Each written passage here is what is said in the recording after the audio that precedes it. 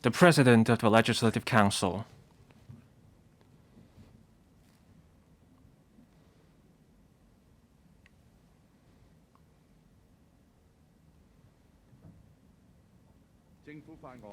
Government Bill, first reading. Appropriation Bill 2023, second reading. The Financial Secretary. Mr. President, honorable members,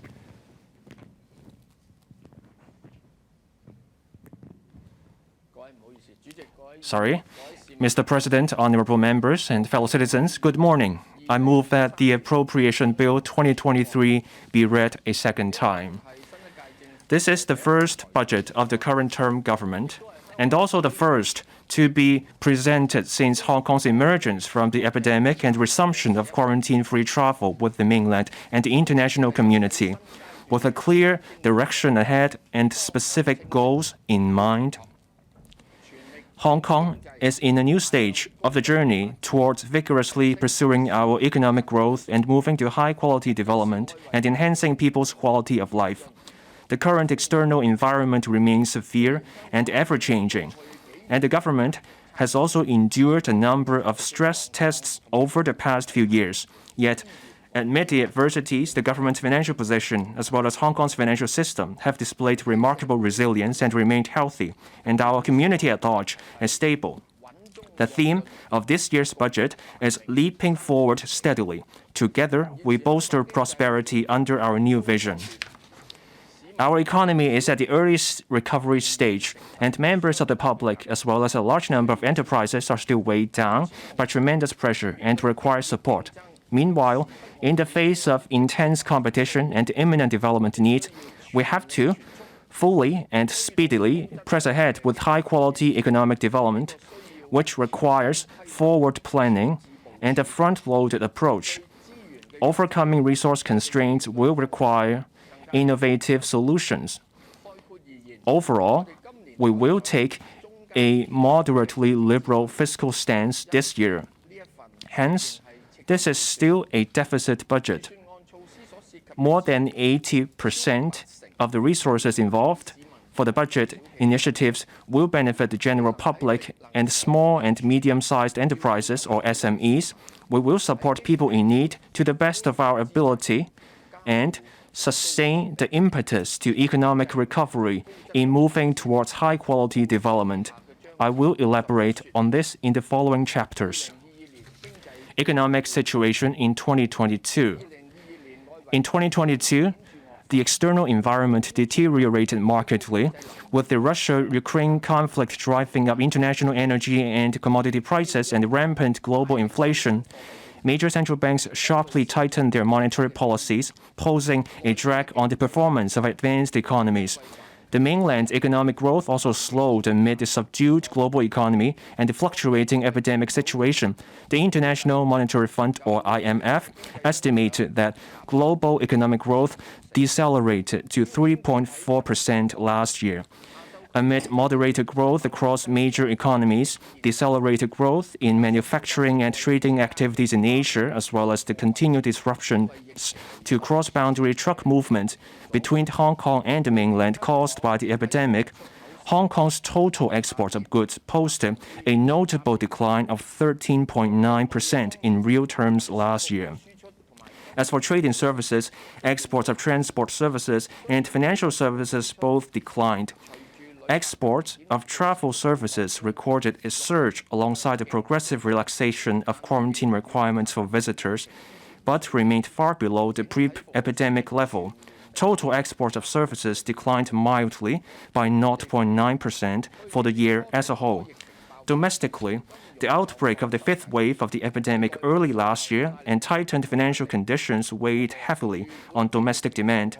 Nevertheless, with the local epidemic situation stabilizing and the government's counter-cyclical measures and disbursement of consumption vouchers making key impact, employment conditions improved continuously. Private consumption expenditure has gradually revived since the second quarter, but still recorded a drop of 1% for the year as a whole. Dampened by the subdued economic outlook and rising borrowing costs, overall investment expenditure fell by 8.5%. With both external and domestic segments hit hard, the Hong Kong economy contracted by 3.5% in 2022. Nevertheless, the labor market showed improvement, with the seasonally adjusted unemployment rate declining gradually to the latest 3.4% after rising to 5.4% early last year. Inflation remained moderate in overall terms, while prices of individual items such as food, energy, and clothing and footwear recorded more notable increases. Price pressures on other major components were largely contained. Private housing rentals also fell. Netting out the effect of the government's one-off measures, the underlying inflation rate was 1.7% for last year as a whole. Dampened by factors including tightened financial conditions, slackened global growth, and heightened geopolitical tensions, the Hong Kong stock market continued to correct during most of last year, and trading activities shrank. Nevertheless, amid market expectations of a slower pace of interest rate hikes among major economies and an accelerated return of the local economy to normalcy, the Hang Seng Index rebounded strongly by the end of the year. The residential property market underwent a market correction last year. Flat prices dropped by 15.6% during the year. The number of transactions plunged by almost 40% to a low level of about 45,000. The non-residential property market also turned quiet. Economic outlook for 2023 and medium-term outlook. The market generally expects that the negative impact on the global economy of the sharp tightening of monetary policies by major central banks will become more apparent this year. Heightened geopolitical tensions will also add to the downside risks. Last month, the IMF forecast that global economic growth would slacken further to 2.9% this year. Sluggish external demand will continue to affect the mainland's exports this year. Yet, the mainland economy is resilient and has solid fundamentals as economic activities quickly revive from the epidemic, and the various economic stabilization measures implemented over the past year gradually yield results. The growth of the mainland economy is expected to accelerate visibly. The economic growth of the US and Europe is expected to decelerate further this year. The market anticipates that U.S. interest rates will rise further in the first half and stay elevated for some time, which is expected to further dampen demand. For the Eurozone economy, economic sentiment remained subdued. The pace of economic growth will soften notably due to the continued impact of monetary policy tightening and the Russia-Ukraine tension. Given the further weakening of growth momentum in advanced economies, Hong Kong's exports of goods will still face severe challenges this year. However, the accelerated growth of the mainland economy, coupled with the lifting of restrictions on cross-boundary truck movement, should alleviate part of the pressure. As for exports of services, with the removal of the quarantine requirements for inbound persons and the normal cross-boundary travel between Hong Kong and the mainland, the number of visitors' arrivals is expected to see a strong rebound. Domestically, as overall economic sentiment improves in tandem with the revival of economic activities and the rapid return of Hong Kong's exchanges with the mainland and the world to normalcy, private consumption will increase. The better economic prospect will also be conducive to fixed asset investment, though tightened financial conditions will remain a constraint.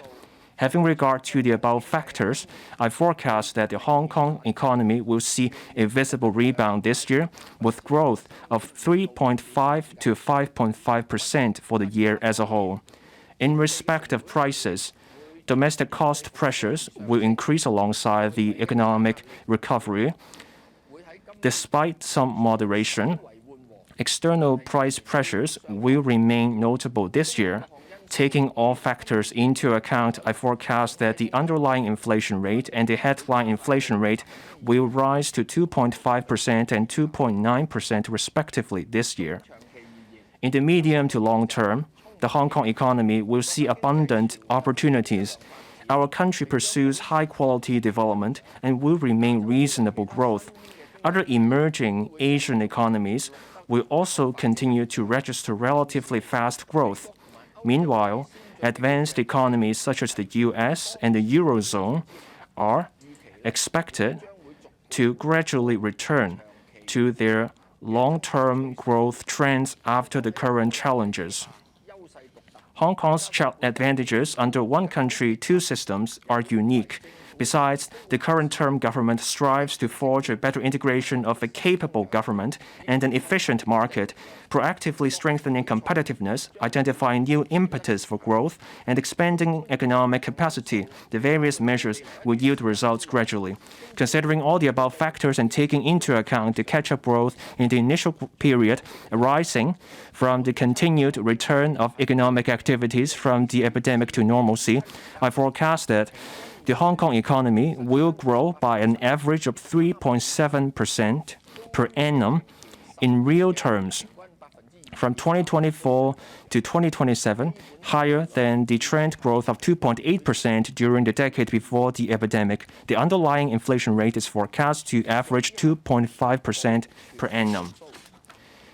Gearing up for speedy recovery on the path to normalcy, I believe the Hong Kong's economy will visibly recover this year, and I remain positive.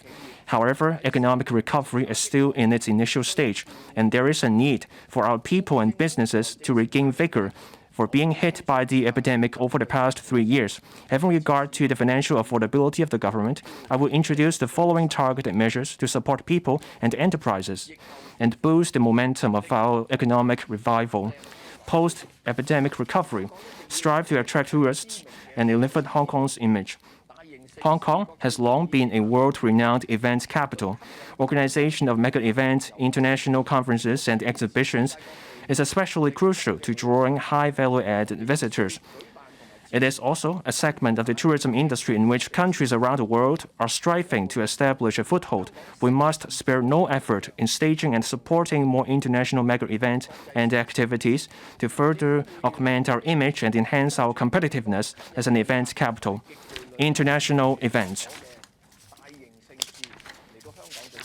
To enhance Hong Kong's international image, the government will earmark $100 million for attracting more mega events with significant visitor appeal and tourism promotional effect to be staged in Hong Kong. Besides, the Hong Kong Tourism Board, or HKTB, will spend over $250 million to sustain its efforts in organizing or helping promote major tourism events, including the Hong Kong Pop Culture Festival to be held for the first time, and the Hong Kong Wine and Dine Festival to be held in physical mode again for the first time since the epidemic, the Hong Kong International Dragon Boat Races, Hong Kong Cyclothon, Hong Kong Sevens, and Arts Basel in Hong Kong, etc.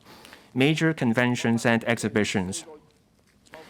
The Hong Kong Trade Development Council, or HKTDC, will hold more than 10 major conferences and exhibitions in the coming months. It is anticipated that these events will attract over 500,000 participants.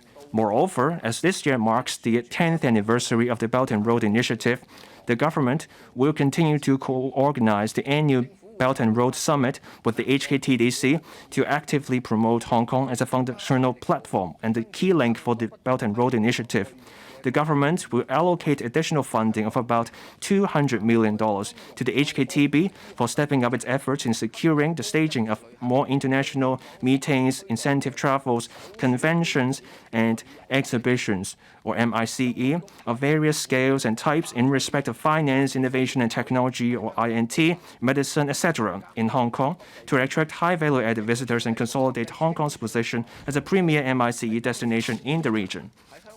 The Hong Kong Monetary Fund, or HKMA, plans to jointly organize an international conference on banking supervision in Hong Kong with the Basel Committee on Banking Supervision next month, and is discussing with the Bank for International Settlements the holding of the Central Bank Governors Meeting in Hong Kong in the latter half of the year. As regards the Global Financial Leaders Investment Summit organized for the first time in November last year, it will be held again this year to showcase Hong Kong's unique edges and investment environment. Promote Hong Kong.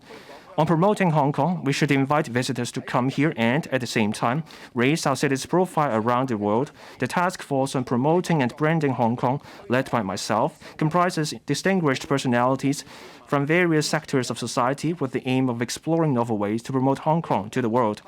Government departments and related units will make concerted efforts to promote Hong Kong's new advantages under the direction of the task force. I will provide a grant of $50 million for supporting the relevant work. Hello, Hong Kong.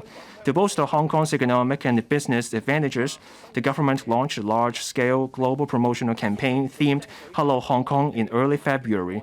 The campaign aims to showcase and promote the city's new bright economic prospects, new cultural vision, and new travel experience in a holistic manner, with a view to attracting as early as possible more business travelers and tourists from the mainland and all over the world to visit Hong Kong. The Airport Authority Hong Kong, or AA, has announced that it would give away free air tickets while the HKTB is handing out gift packs to inbound visitors. Notwithstanding our status as a culinary capital and a shopping paradise, we also need to enhance promotion efforts while tourism is on the road to recovery. In this connection, the HKTB would distribute Hong Kong goodies to 1 million inbound visitors, offering them shopping and dining privileges. In addition, the HKTB will provide greater incentive to attract visits of international cruises, with a view to facilitating the revival of the cruise industry and consolidating Hong Kong's position as a major cruise port in the region. Happy Hong Kong. We will soon launch the Happy Hong Kong campaign for the general public, providing them opportunities to share happy and enjoyable moments together, thereby bringing more joy to the community. The campaign will focus on activities related to gourmet experiences, fun, amusement, and exciting ambience. Apart from providing members of the public with more diverse choices of fun and interesting activities in Hong Kong, it will also help stimulate local consumption and boost our economy. One of the major themes for this series of events is the launch of a gourmet marketplace, under which large-scale food fairs will be organized in various locations across the territory in the coming months, bringing together mainland Hong Kong and overseas gourmet food with a view to enabling the public and visitors enjoy the good food in the city. The Home and Youth Affairs Bureau will assist in coordinating the relevant events, details of which will be announced later.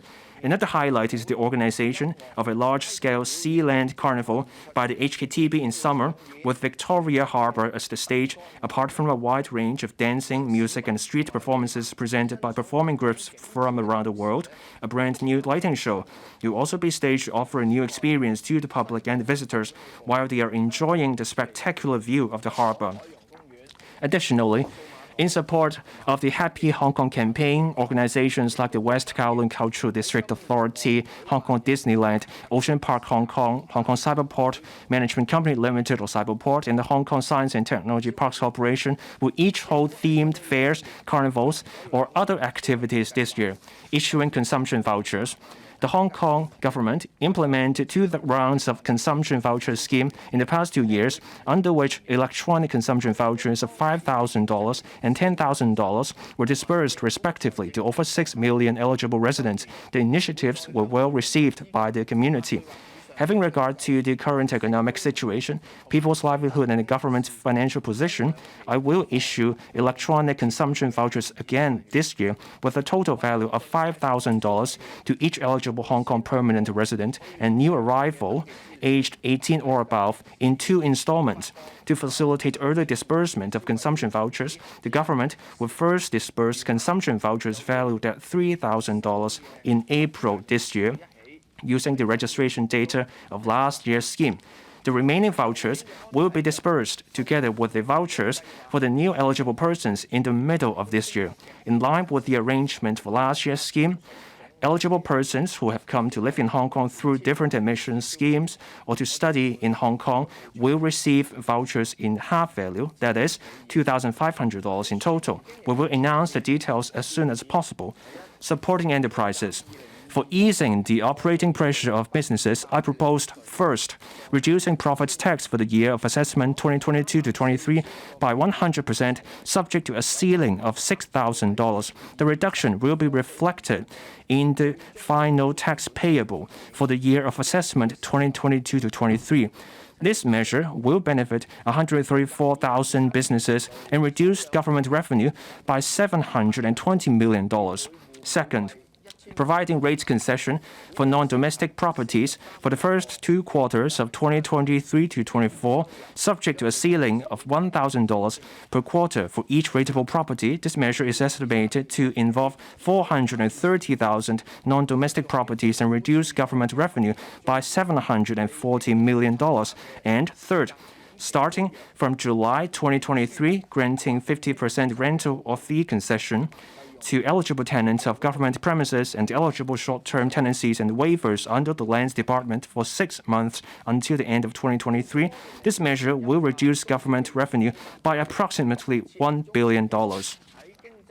The government has been enhancing the SME Financing Guarantee Scheme, or SFGS, continuously over the years to meet the financing needs of SMEs during economic downturns. As at the end of 2022, loans amounting to more than $230 billion have been approved under the SFGS, benefiting over 53,000 enterprises. As the Hong Kong economy is picking up steadily this year, it is expected that commercial financing will gradually return to be adjusted by the market. That said, it takes time for SMEs to consolidate their strengths on the way to recovery. I have therefore decided to extend the application period of all guarantee products under the SFGS from the end of June 2023 to the end of March 2024, thus giving SMEs more room to adjust and secure a firm footing. To support cross-boundary passenger transport and the tourism industry, the government will, drawing on the experience in implementing the above SFGS, launch new schemes to offer fully guaranteed loans for eligible passenger transport operators and licensed travel agents. It is estimated that the above schemes will involve a total loan guarantee amount of about $2.7 billion. Details of the schemes, which is expected to be launched within April this year, will be announced in due course. The government will also extend the travel agents incentive scheme, which is due to expire by the end of March 2023 for 3 months, with a view to facilitating the speedy recovery of the industry. In addition, the government will inject $30 million into the Information Technology Development Matching Fund scheme for travel agents, with the aim of encouraging the industry to undergo upgrade and transformation by making use of technology. Supporting the general public, I will introduce the following one-off relief measures to alleviate the economic pressure on the public. First, reducing salaries tax and tax under personal assessment for the year of assessment 2022 to 23 by 100%, subject to a ceiling of $6,000. The reduction will be reflected in the final tax repayable for the tax of assessment 2022 to 23. This measure will benefit 1.9 million taxpayers and reduce government revenue by $8.5 billion. Second, providing rate concession for domestic properties for the first 2 quarters of 2023 to 24, subject to a ceiling of $1,000 per quarter for each rateable property. This measure is estimated to involve 3.03 million domestic properties and reduce government revenue by $5.2 billion. Third, providing an allowance to eligible Social Security recipients equal to 1/2 of a month of the standard rate, comprehensive Social Security assistance payment, old age allowance, old age living allowance, or disability allowance. This measure will involve an additional expenditure of about $2,721 million. Similar arrangements will apply to recipients of the Working Family Allowance, involving an additional expenditure of about $116 million. Fourth, extending the temporary special measures under the public transport fare subsidy scheme for a period of 6 months till October 2023 to provide commuters with a subsidy amounting to 1/3 of their actual monthly public transport expenses in excess of $200, subject to a maximum of $500 per month. This measure will provide an additional expenditure of $1.08 billion. It is estimated that the scheme will benefit about 3.5 million commuters per month.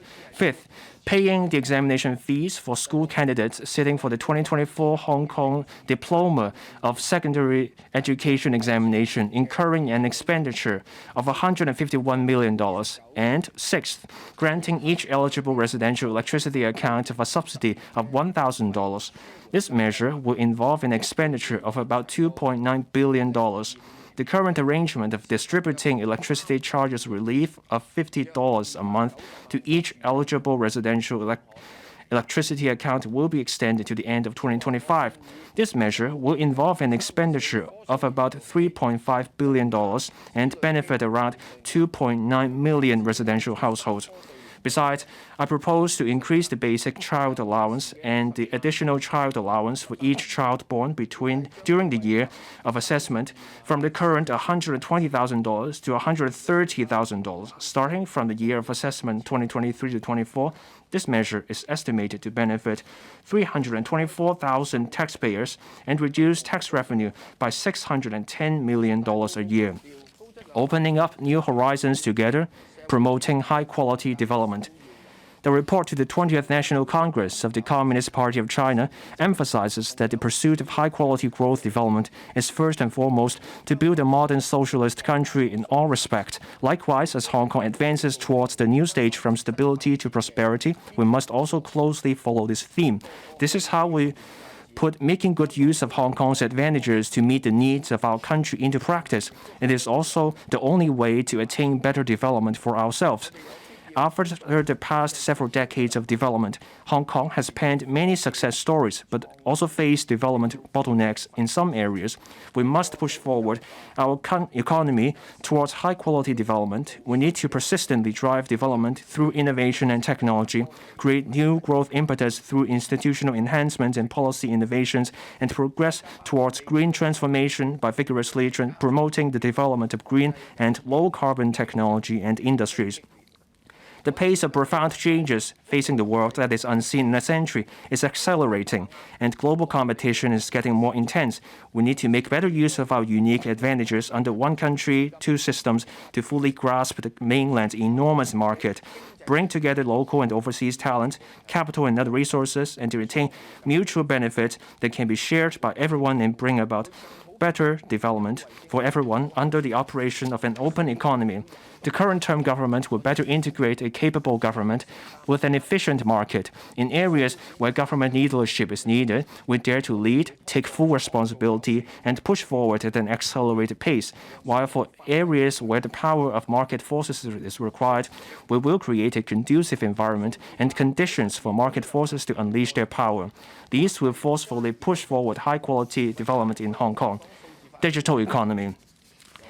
Digital economy plays a crucial role in the course of achieving high-quality development. To speed up the process of digital economy development in Hong Kong, the Digital Economy Development Committee, chaired by me, is undertaking in-depth studies on four major areas to explore, namely, the digital infrastructure needed to promote the development of digital economy, cross-boundary data transfer in a convenient, efficient, and secure manner, digital transformation of enterprises, and human resources support.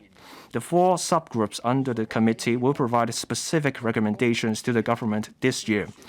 Digital infrastructure, artificial intelligence supercomputing center. The availability of adequate computing infrastructure is a prerequisite for promoting the development of scientific research and artificial intelligence or AI industries in Hong Kong. To this end, the government will conduct a feasibility study on the development of an AI supercomputing center. The study will be completed in 2023 to 24. I am smart. Developing into a smart city and a digital economy can help improve people's quality of life. I will earmark a sum of about $200 million to enhance the operation of the I Am Smart platform so as to provide members of the public with a more convenient one-stop digital services and improve user experience. The wider use of I Am Smart will further promote smart government and digital transformation of the whole society, encourage the telecommunications industry to invest in infrastructure, Advanced and more comprehensive telecommunications infrastructure is an important cornerstone of our economic development. To encourage telecommunications network operators to more actively invest in infrastructure for providing better communication services to companies and the public, I propose to provide tax deduction for the spectrum utilization fees to be paid by future successful bidders of radio spectrum. Digital transformation. Many local SMEs are actively seeking digital transformation for value creation of their business. To further expedite the pace of digital transformation of enterprises, I will set aside $500 million for Cyberport to launch a digital transformation support pilot program under which subsidies will be provided on a one-to-one matching basis to assist SMEs in applying ready-to-use basic digital solutions, thus facilitating their digitalization. The government also spares no effort in supporting enterprises to use technologies to enhance productivity and upgrade or transform their business processes. For example, the technology voucher program, which is widely received by industries, has supported over 20,000 applications since launch to assist enterprises in better developing digital support facilities as well as carrying out upgrade and transformation.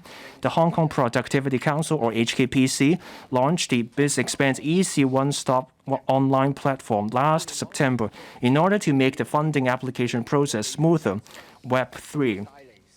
The Internet has been undergoing continuous development and evolution. Every generation of technological reform brings about new applications and fresh opportunities, and even disrupts the mode of business operation. The third-generation Internet, or Web3, currently in its startup period, has the same huge potential. We must keep up with the times and seize this golden opportunity to spearhead innovation development. Cyberport established a Web3 hub at Cyberport early this year.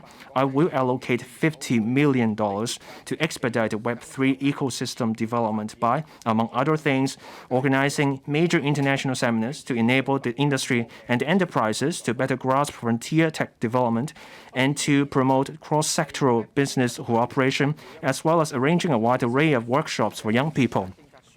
Virtual assets, or VA, are an integral part of a vibrant Web3 ecosystem. The policy statement on VA issued in October last year has set out the government's policy stance and approach towards the relevant sector. The market has responded proactively.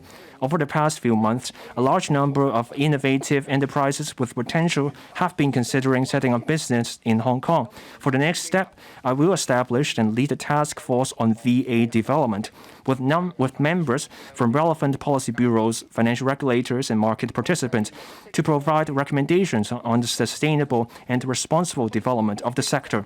International Green Tech and Green Fi Center. Promoting green economy for sustainable development is an important theme globally, and our country is advancing towards the 3060 dual carbon target, bringing together resources such as technological innovation, finance, commerce, and manpower. This economic model can drive economic transformation and sustainable development, generate demand, and create strong impetus for growth.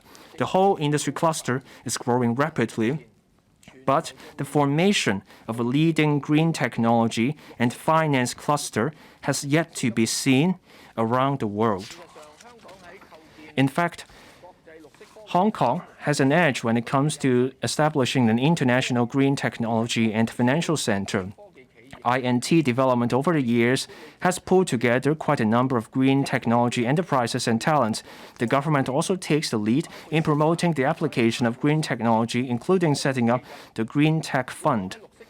Hong Kong plays the role of a leader and a first mover in green finance and innovation. Last week, we successfully issued $800 million of tokenized green bond, the first of its kind issued by government globally. This has accentuated Hong Kong's capacity in providing a flexible and favorable legal and regulatory environment for innovative forms of bond issuance. As for the $5.75 billion equivalent of government green bonds denominated in US dollar, euro, and RMB issued last month, it was the first ESG, or environmental, social, and governance bond issuance in Asia. On promoting the adoption of green financing by enterprises, grants have been approved for over 200 related debt instruments issued in Hong Kong since the launch of the Green and Sustainable Finance Grant Scheme in 2021, involving a total underlying debt issuance of nearly $70 billion. Furthermore, the launch of Core Climate by the Hong Kong Exchanges and Clearing Limited, or HKEX, last October for the trading of international voluntary carbon credit signifies a critical step forward in the development of carbon marketplace in Hong Kong. We must actively seize the opportunities brought by our country's dual carbon strategies at the right time. We should also leverage our strengths under one country, two systems, and as an international financial center to accelerate the development of Hong Kong into an international center for green technology and finance. We will proceed in 5 directions, namely, first, building a green technology ecosystem to attract top-notch enterprises or startups to set up their operations, encourage efficient interaction among the industry, academia, and research sectors to commercialize R&D outcomes and boost the demand for green technology through policy support. Second, green finance application and innovation, facilitating green projects to obtain capital more conveniently and flexibly through financial innovations apart from traditional financing channels.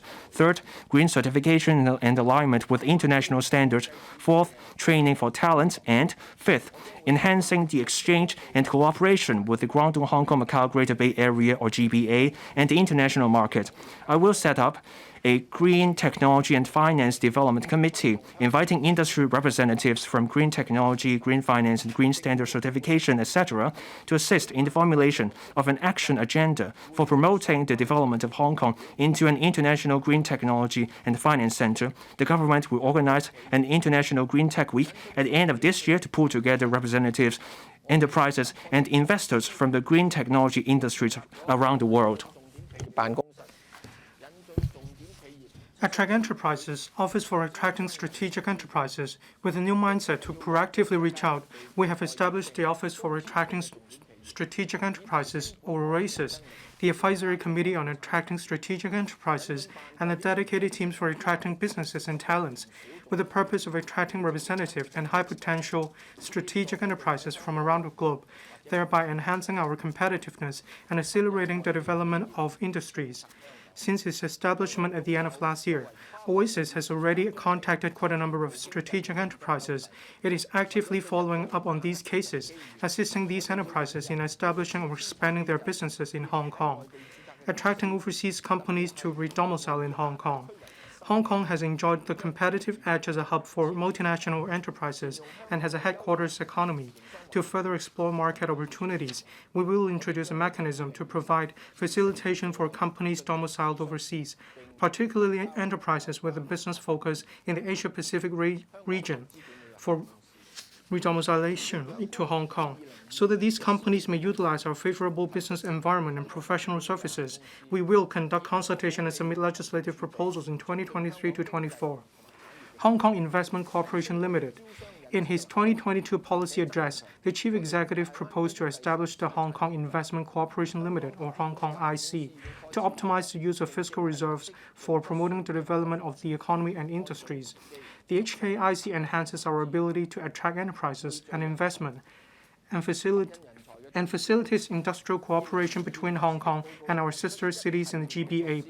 The HKIC has commenced operation and is identifying quality partners to make strategic investments in a timely manner, pooling talent, measures to attract talents. The 2022 policy address has proposed an array of initiatives to troll for outside talents alongside the government's efforts to nurture local talents, with a view to contributing to our economic development. These initiatives include the Top Talent Pass scheme and the establishment of Hong Kong Talent Engage. Furthermore, the Labour and Welfare Bureau is currently updating the talent list for completion within next month to better reflect the manpower demands of different professions. The LWB will also commence a new round of manpower projections in the middle of this year to help the government formulate appropriate strategies to address the overall manpower demand. Capital Investment Entrance Scheme. With a view to further enriching the talent pool and attracting more new capital to Hong Kong, we will introduce a new capital investment entrance scheme. Applicants shall make investment at a certain amount in the local asset market, excluding property. Upon approval, they may reside and pursue development in Hong Kong. Details of the scheme will be announced later. Actively aligned with national development strategies. All along, Hong Kong's destiny has been closely intertwined with the destiny of our country. In the prosperous development of our country over a long period, Hong Kong has always actively participated and made irreplaceable contributions, and at the same time, it has achieved a higher level of development in a wider range of areas. Our country is advancing towards the second centenary goal and is now in the critical opening period of the journey. As Hong Kong integrates into the national development, we must fully leverage our unique advantages and irreplaceable role under one country, two systems to make proactive contributions to the modernization of our country. The GBA is the best entry point for Hong Kong to integrate into the national development. It has a population of 86 million and is also the country's most affluent area. Innovative and vibrant, the GBA economy has full-fledged and high-quality production chains and strong complementarity with the Hong Kong economy. By joining hands with our GBA sister cities to achieve synergy in the development of a number of major industries, Hong Kong can certainly spearhead high-quality development of the entire GBA. International Innovation and Technology Center. Hong Kong has to better capitalize on its advantage as an international I&T center. Apart from strengthening cooperation with the mainland and overseas, we should also make good use of the vast mainland market, as well as the regional advantages of the GBA. Furthermore, we have to pool the efforts of the government, industry, academic, and research sectors to commercialize research and development R&D results and promote the development of I&T industry. The government has been stepping up efforts in promoting I&T development through an array of measures over the past few years, which have begun to yield solid results. The number of startups in Hong Kong has increased to about 4,000, with over 10 unicorns. Hong Kong has been Asia's largest and the world's second-largest fundraising hub for biotechnology companies in recent years. To seize the immense opportunities arising from the 14th Five-Year Plan and the GBA development, the government promulgated the Hong Kong Innovation and Technology Development Blueprint at the end of last year to map out the broad development directions and major strategies for future I&T development from the perspective of top-level planning, with a view to charting Hong Kong and moving full steam towards the vision of an international I&T center, life technology and artificial intelligence. I announced in my last budget that $10 billion would be earmarked to further promote the development of life and health technology in Hong Kong, and a bid to enhance support for the transformation of R&D outcomes as well as R&D activities related to life and health technology. I will set aside $6 billion out of the above provision to provide subsidies for universities and research institutes to set up thematic research centers. The aims are to foster cross-university, cross-institutional, and multidisciplinary cooperation. We will invite universities and research institutes interested in setting up life and health technology research institutes to submit proposals in 2023 to 24. To further enhance basic research in frontier technology fields such as AI and quantum technology, and to better realize our basic technology research capabilities in making breakthroughs out of the blue, I will earmark $3 billion to promote the development of relevant facilities, in particular to leverage Hong Kong's unique advantage as a platform for international scientific research collaboration and attract leading I&T talents, research teams, and enterprises from the mainland and overseas to Hong Kong, thereby promoting cross-sectoral research cooperation. Microelectronics Research and Development Institute. Microelectronics is a core technology in high-tech and information industries. Given the rapid growth of its global demand, microelectronics has infinite room for development, and Hong Kong must seize this opportunity. The government will support the establishment of a Microelectronics Research and Development Institute to promote microelectronics development in Hong Kong, aiming to make it a leading organization for supporting microelectronics development in the Asia-Pacific region. The institute will be tasked with strengthening collaborations with universities, R&D centers, and the industry and expediting the one-to-end transformation of technological outcomes. This will help pull together mainland and overseas talents in relevant fields and strengthen the nurturing of local R&D talents, thereby further enhancing the I&T ecosystem. Nurture startups. The government has been supporting the sustainable development of the I&T ecosystem in Hong Kong through the HKSTPC and Cyberport. To step up investment in technology startups, the HKSTPC will inject $400 million into its corporate venture fund to help more technology startups with potential. In addition, the HKSTPC will, through consolidating its existing acceleration program and injecting an additional amount of $110 million, launch the co-acceleration program in collaboration with cooperation partners to support the growth of technology startups with high potential into regional or global enterprises. To tie in with the policy of developing smart city and digital economy, I will earmark $265 million for Cyberport to launch a dedicated incubation program for smart living startups, under which a maximum grant of $500,000 as well as targeted professional support and counseling will be provided. It is anticipated that about 90 eligible startups will benefit from the program in each of the next 5 years. New industrialization. Advanced manufacturing activities generate R&D demand and encourage private enterprises to invest more resources in R&D work, thereby supporting Hong Kong in developing into an international I&T center. The Advanced Manufacturing Center, or AMC, in the Tseung Kwan O Inno Park was opened in April 2022, providing advanced manufacturing space of about 110,000 square meters. Tenants which have already moved in include enterprises engaged in the manufacturing of civilian satellites and advanced materials, as well as provision of smart logistics-related services. To tie in with the policy objectives of attracting strategic enterprises to establish a presence in Hong Kong and promoting new industrialization, the government will plan ahead to provide more advanced manufacturing space, including to support the setting up of a second AMC, on which the HKSTPC is currently conducting a feasibility study. International Financial Center. By leveraging its advantages to serve the country's needs, Hong Kong has developed into a globally recognized international financial center. As our country is going full steam ahead to a higher level, opening up and advancing towards high-quality development, channeling funds for effective allocation through the capital market, it's essential for the development of our country's real economy, which will in turn provide enormous opportunities for Hong Kong. Despite the impact of geopolitical risks, our country's steady economic growth, coupled with its adherence to the development principle of reciprocity and mutual benefits, has prompted a large number of enterprises and investors to zero in on the investment benefits to be brought by our country's long-term development. This has made Hong Kong's advantages to become more prominent. As a leading offshore renminbi hub, Hong Kong will continue to take the lead in RMB fund management and investment in the international market and contribute to the internationalization of RMB. As Hong Kong heads towards high-quality development as an international financial center, it has to attach importance to issues about both development and security. We have been identifying potential risks early and managing them properly, and firmly upholding the bottom line of ensuring financial security, on which our steady economic, financial, and social development depends. Widen mutual access between the mainland and Hong Kong. Relevant institutions in the two places have been collaborating closely to expand the mutual market access schemes with a view to implementing the related measures promptly.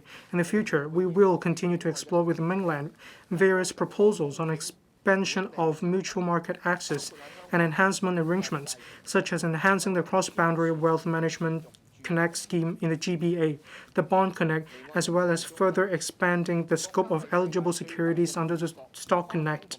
We will also contemplate the idea of providing more risk management products for investors outside of the mainland, including to issue mainland government bond futures in Hong Kong, thereby injecting new impetus into Hong Kong's capital market in a sustainable manner. Offshore renminbi business center. As our country is the world's biggest trading nation, the usage and volume of cross-boundary and offshore renminbi will continue to increase. As stated in the report to the 20th National Congress of the Communist Party of China, our country will promote the internationalization of RMB in an orderly way. Hong Kong has always been the world's largest offshore renminbi hub with deposits of nearly renminbi 1 trillion in total as at the end of 2022. Approximately 75% of offshore renminbi settlements across the globe are conducted in Hong Kong. Experience from the Shanghai Hong Kong Stock Connect and the Shenzhen Hong Kong Stock Connect, as well as the Bond Connect, fully shows that where risks are controllable, Hong Kong can assist the mainland in opening up the financial market in an orderly manner and attracting offshore capital for investment in offshore renminbi assets. Under the mutual access channels, renminbi counter is being explored under the Stock Connect, while Hong Kong dollars and renminbi settlement is also offered in the international carbon market launched by the Hong Kong Exchange. In January this year, the Legislative Council, or LegCo, passed a bill to exempt the stamp duty payable for certain transactions by dual counter market makers, DCMMs, to boost the issuance and trading of renminbi securities in Hong Kong. The Hong Kong Exchange will introduce a DCMM regime in the first half of this year to promote the liquidity of renminbi denominated stocks and price efficiency, as well as to tie in with the setting up of RMB trading counters by issuers. Securities market. After consulting the market, the Hong Kong Exchange will introduce a listing regime for advanced technology companies in the first quarter of this year to expand the listing channel for issuers. The Hong Kong Exchange will also put forward specific reform recommendations on GEM within this year, after carefully considering the views of various market players on the financing needs of SMEs and startups and consult stakeholders. Besides, the Hong Kong Exchange will explore ways to further enhance the listing rules with the Securities and Futures Commission, or SFC, in order to strike a balance between market development and regulatory needs, including relevant arrangement concerning share buybacks by issuers. If the above recommendation is supported by the market, we will make necessary amendments to the company's ordinance. The Hong Kong Exchange will also study a series of proposals on the optimization of the trading mechanism, which include exploring arrangements for maintaining operation of the market under inclement weathers and reviewing the self-trade prevention function as well as the relevant restrictions, so as to facilitate transaction of investors and dovetail with the market trend. Bond market. As a leading bond hub in Asia, Hong Kong has been the largest center for arranging international bond issuance in the region for 6 consecutive years. The government will continue to upgrade our infrastructure and implement support measures, as well as work with regulators to promote the strengths of our capital market to issuers and investors in the mainland and abroad. Hong Kong is also an offshore renminbi bond issuance center. Last year, the People's Government of Hainan Province and the Shenzhen Municipal People's Government each issued offshore renminbi bonds worth renminbi 5 billion in Hong Kong respectively. In January this year, we issued offshore renminbi bonds again under the government Green Bond Program, GGBP, and in response to investors' demand, doubled the RMB tranches in size to renminbi 10 billion. The issuance was well received by mainland and overseas financial institutions. We will continue to encourage more mainland local governments at different levels, as well as mainland and overseas public and private institutions, to issue offshore renminbi bonds in Hong Kong. In addition, we just issued the inaugural one-year tokenized green bond last week, making use of tokenization technology in the process of bond issuance, including coupon payment, secondary trading, and maturity redemption, etc.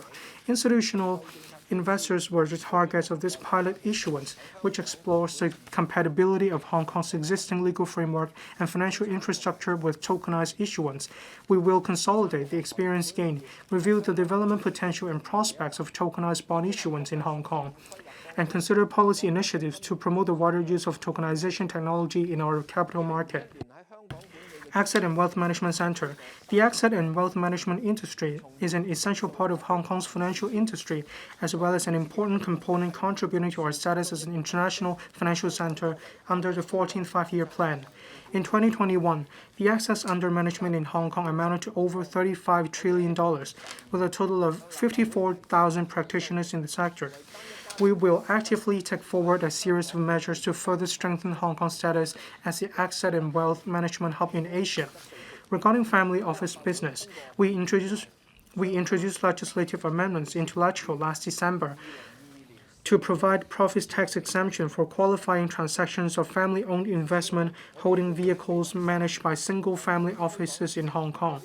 Upon LegCo's passage of the proposal, the tax concession arrangements will be applicable to any years of assessment on or after the 1st of April 2022. Furthermore, we will allocate $100 million to invest Hong Kong over the next 3 years for attracting more family offices to Hong Kong. The Financial Services and the Treasury Bureau has set up a steering group to oversee key projects including the Wealth for Good in Hong Kong Summit in end March, as well as providing dedicated training for relevant wealth management talents.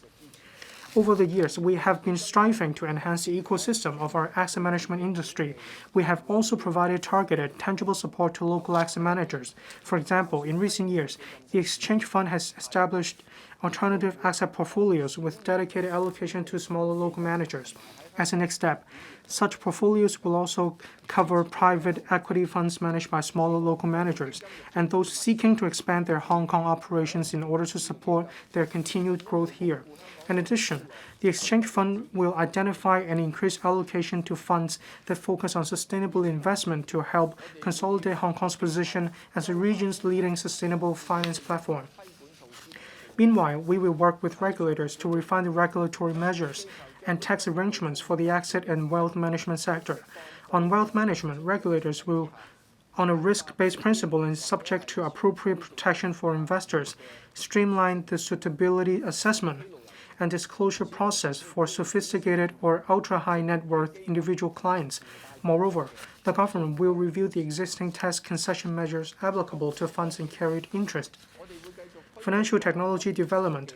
We will continue to take forward the application testing and preparatory work for various financial technology (fintech) infrastructure projects, including e-Hong Kong dollars and e-CNY as cross-boundary payment facilities. In addition, the HKMA is currently working with the Bank of Thailand to explore the use of Hong Kong's faster payments system and Thailand's prompt pay by visitors from the two places for local payment, providing them with another safe, fast, and effective payment option. The Commercial Data Interchange, or CDI, was launched in October 2022, with over 1,000 loans totaling more than $1.9 billion having been granted to SMEs by participating banks as at end of 2022. It is expected that the CDI will be linked to the Consented Data Exchange Gateway developed by the Office of the Government Chief Information Officer at the end of this year, thus allowing financial institutions to obtain relevant data after receipt of their client's authorization, thereby enhancing the efficiency of providing financial services. Non-traditional risk transfer instruments. Hong Kong is a global risk management center, and some mainland enterprises have established captive insurers to leverage on the professional managers and services in Hong Kong for enhancing their integrated corporate risk management capabilities. In recent years, we implemented a dedicated regulatory regime for insurance-linked securities, or ILS, and launched the pilot ILS grant scheme, facilitating the issuance of several catastrophe bonds in Hong Kong and promoting diversified development of the insurance market. I propose a 2-year extension of the pilot ILS grant scheme to continue attracting more issuing institutions and nurturing talent, with a view to supporting industry development and assisting our country in expansion of channels for risk diversification and management. Financial inclusiveness. The government will continue to adopt a multi-pronged approach in developing the retail bond market.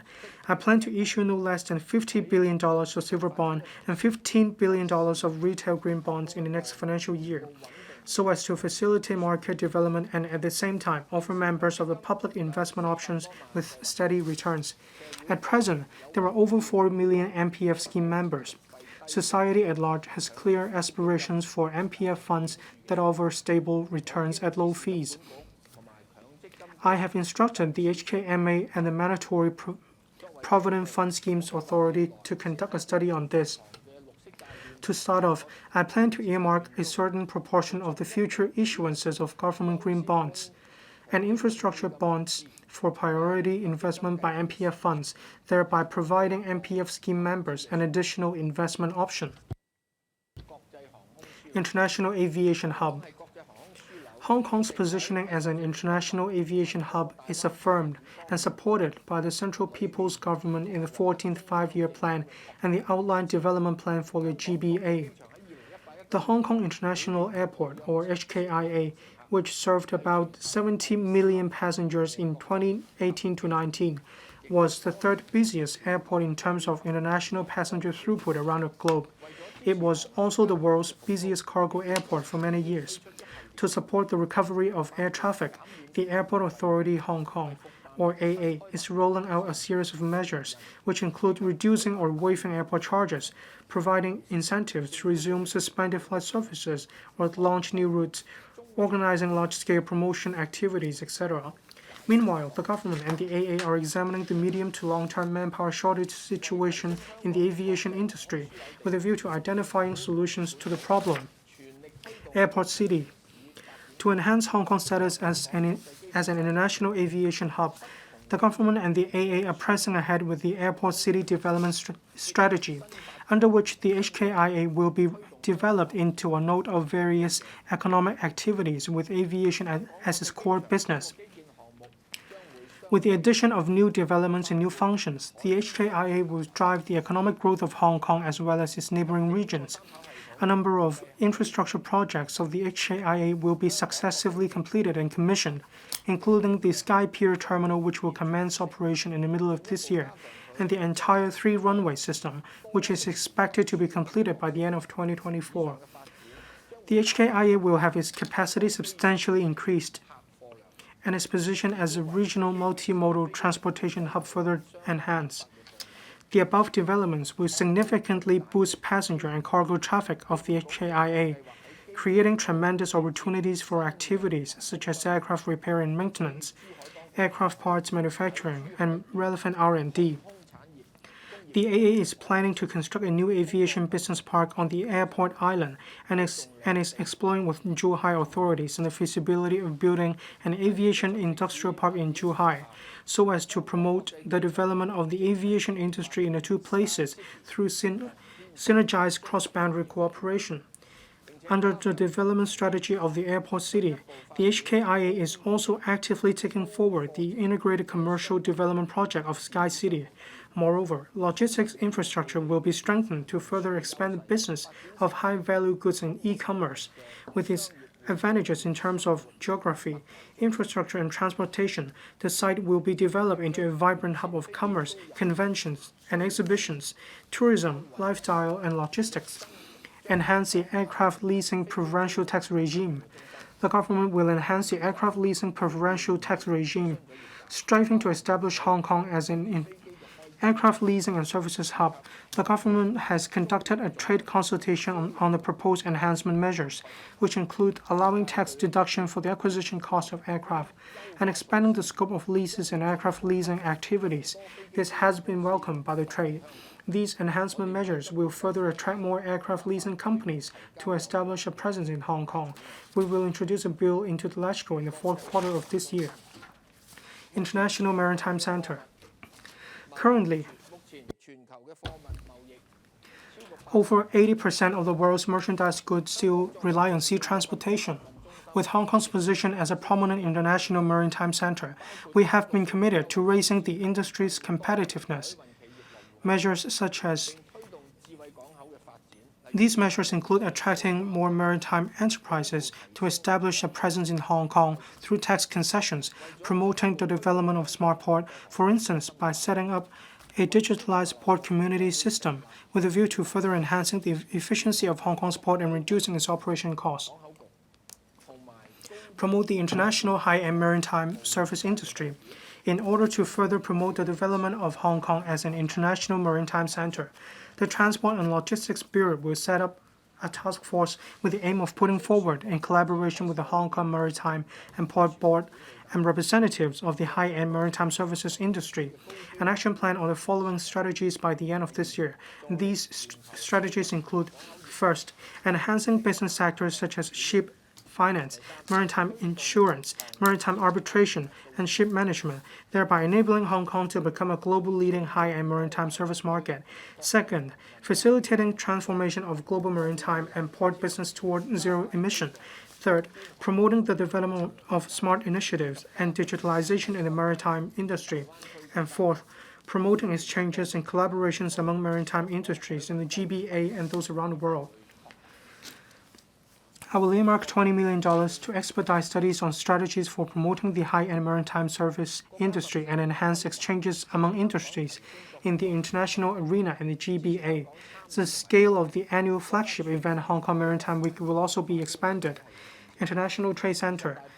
The National 14th Five-Year Plan supports Hong Kong in enhancing its status as an international trade center. It also supports Hong Kong's participation in and contribution to our country's comprehensive opening up and development of a modern economic system. The report to the 20th National Congress has set out that our country will leverage the strength of our enormous market to attract global resources and production factors with a strong domestic economy and amplify the interplay between domestic and international markets and resources, thereby improving the quality and level of trade and investment cooperation.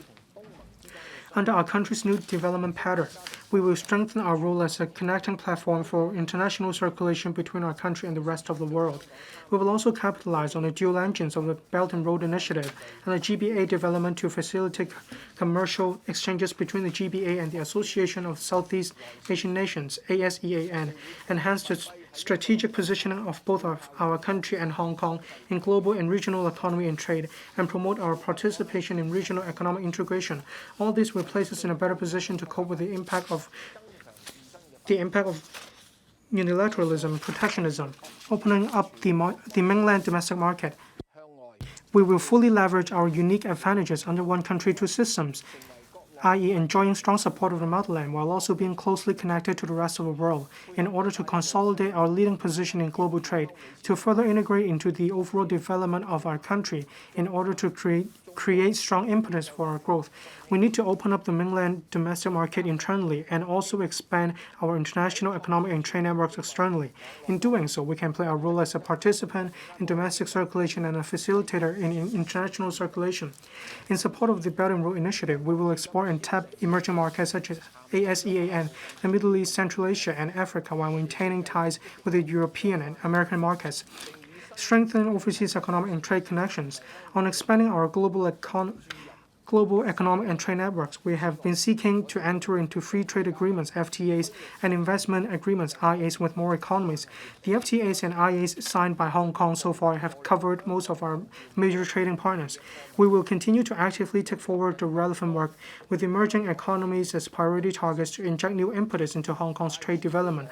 Moreover, we are actively seeking to join the Regional Comprehensive Economic Partnership, RCEP, in order to further help Hong Kong build a more comprehensive supply chain and attract more Hong Kong enterprises to invest in the member economies of RCEP, with a view to boosting the trade, investment, and relevant development in the region, thereby enhancing Hong Kong's status as a regional trade center.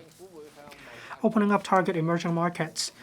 To further assist Hong Kong enterprises and investors in opening up markets, the government will provide additional funding of $550 million in total to the HKTDC in the 5 financial years starting from 2023 to 24.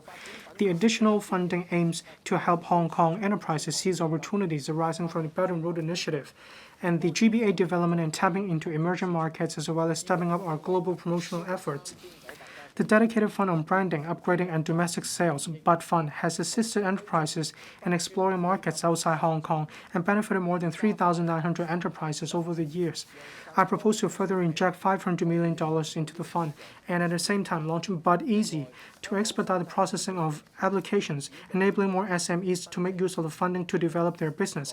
In addition, the Hong Kong Productivity Council has been proactively assisting SMEs in applying for government subsidies, which is well received by the industry. I propose to allocate $100 million to enhance this service in the next 5 years.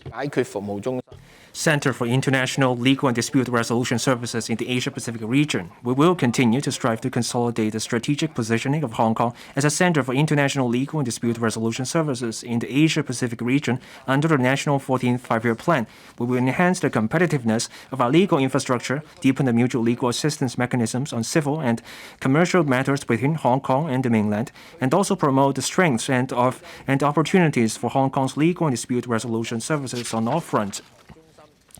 The AALCO, or Asian African Legal Consultative Organization Hong Kong Regional Arbitration Center, was established in Hong Kong in May last year. With the support of the Ministry of Foreign Affairs, the International Organization for Mediation Preparatory Office was officially opened in Hong Kong in the middle of this month to foster integration of legal practices in the GBA. The Department of Justice, or DOJ, has set up a task force comprising experts and academics to study various measures for facilitating exchanges among the people and businesses in the area. The DOJ will seek to establish and promote the use of a common online mediation platform for dispute resolution in the GBA, with a view to providing a more convenient, efficient, and cost-effective means for people and businesses in the GBA to settle cross-boundary disputes online. Regional Intellectual Property Trading Center. The National 14th Five-Year Plan supports Hong Kong to develop into a regional intellectual property, or IP, trading center. According to the Global Innovation Index 2022, published by the World Intellectual Property Organization, the Shenzhen-Hong Kong-Guangzhou cluster was ranked second among the world's top-performing science and technology clusters for 3 consecutive years, highlighting the vibrancy of innovative activities in the GBA. The government will continue to allocate resources to further develop and promote the original grant patent system to tie in with Hong Kong's INT development. An additional funding totaling $10 million will be allocated to the Intellectual Property Department in the next 2 years for employing and nurturing its patent examiners, as well as progressively developing a talent pool with a view to acquiring institutional autonomy in conducting substantive patent examination by 2030. The government will also continue to enhance the IP regime to strengthen copyright protection in the digital environment. The Copyright Amendment Ordinance 2022 will come into operation on the 1st of May this year, following which we will embark on a new round of review as soon as possible as part of our ongoing efforts to enhance the competitiveness of our copyright regime. We also plan to table the relevant subsidiary legislation for implementing the protocol relating to the Madrid Agreement concerning the international registration of marks in the legislature in the first half of this year, with a view to putting in place the international trademark registration system under the protocol as early as possible. This will enable trademark owners to register and manage their trademarks in multiple jurisdictions under one single application. Patent box tax incentive. INT is a key engine for driving the development of a key knowledge-based economy. Legal protection of R&D outcomes in the INT field can be acquired through patent registration, which facilitates IP trading activities such as buying, selling, and licensing, and the development of new products and services, as well as unleashes the underlying economic value of the concerned intangible assets to encourage the INT sector to forge ahead with more R&D activities and create more patented inventions with market potential. We will introduce a patent box tax incentive to provide tax concessions for profits sourced in Hong Kong from qualifying patents generated through R&D activities. We will consult the trade on the patent box tax arrangement within this year and formulate a competitive concessionary tax rate applicable to Hong Kong. Our target is to submit the legislative amendment to the legislature in the first half of 2024. East meets West Center for International Cultural Exchange. Hong Kong's positioning as an East meets West Center for International Cultural Exchange has, for the first time, been included in national planning. This gives full recognition of Hong Kong's distinctive advantages as a cultural melting pot of East and West, including the world-class cultural resources in the West Kowloon Cultural District, our position as one of the 3 largest art markets in the world, and a vast pool of outstanding talents from around the globe. The government will continue to dedicate its efforts to promote our cultural development, including mapping out a blueprint for arts and culture and creative industries development, nurturing a diverse talent pool, enriching arts, cultural, and creative content, as well as upgrading cultural infrastructure with a view to further enhancing the ecosystem for the relevant industries, arts and culture. To further promote the exchange of culture and arts in the GBA, Hong Kong will serve as the host city for the GBA Culture and Arts Festival in 2024, offering high-quality cultural and performing arts programs from the area. I will allocate $20 million for hosting the festival. It is expected that 5,000 Hong Kong and mainland artists, as well as other practitioners in the arts and cultural sector, will participate in the festival, attracting an anticipated audience of over 140,000 people. I also propose to provide a total of $135 million over 5 years, starting from the next financial year, to support performing arts groups and artists in Hong Kong in taking part in performances and productions in the GBA. It is anticipated that each year, 1,000 Hong Kong artists will participate in these activities with an audience of 40,000 from the GBA. Creative industries. The government launched the Create Smart Initiative, or CSI, in 2009. As at the end of September 2022, nearly $2.3 billion had been allocated under the CSI to sponsor the creative sectors in organizing about 650 projects in Hong Kong, the mainland, and overseas, benefiting around 13,000 SMEs with the creation of nearly 30,000 jobs and over 80,000 nurturing opportunities. I will inject an additional $500 million into the CSI to support the development of our creative industries, encourage more cross-sectoral and cross-genre collaboration on creative and cultural programs, and promote the co-production of television variety programs by local television stations with mainland or Asian production teams to enhance the influence of Hong Kong's pop culture. The CSI will also provide funding support for the Hong Kong Design Center and HKTDC to implement flagship events and incubation programs. Development of the agriculture and fisheries industry. The government has attached importance to the local agriculture and fisheries industry and is committed to promoting its modernization and sustainable development. We support the sector in the application of advanced technology and the intensification of production, as well as helping it seize the opportunities arising from GBA development. In my last budget, I proposed to make 2 separate injections of $500 million into the Sustainable Fisheries Development Fund and the Sustainable Agricultural Development Fund. Upon approval of this funding proposal by the Finance Committee of the LegCo in December last year, the Environment and Ecology Bureau, or EEB, has proposed a number of enhancements to suitably expand the coverage of the funds and further streamline the application procedures, taking into account the views of the industry. The Agriculture, Fisheries and Conservation Department, or AFCD, has also set up a task force to strengthen the support for interested applicants. Phase 1 of the agricultural park in Kutong, set up with $830 million of government funding, has commenced operation in phases since late 2022. The industry has been conducting a consultancy study on the building design guidelines for multi-story livestock farms with financial support of the government. On fisheries, the AFCD plans to designate 4 new fish culture zones this year to provide an additional development area of about 600 hectares. Besides, several new deep-sea cages with modern mariculture equipment will be provided in phases for renting to fisheries associations to lower their startup costs. Fishermen associations may also apply to the Sustainable Fisheries Development Fund for setting up and operating new deep-sea cages to facilitate sustainable development in terms of intensification of production. To promote the upgrading, transformation, and modernization and sustainable development of the agriculture and fisheries industry, the EEB will work hand in hand with the industry to formulate a blueprint for the sustainable development of agriculture and fisheries. This will help to raise the quality and value of local produce, as well as the productivity of the industry in the long run through an array of measures covering finance, infrastructure, land, and technical support, etc. Building in capacity, talent resources.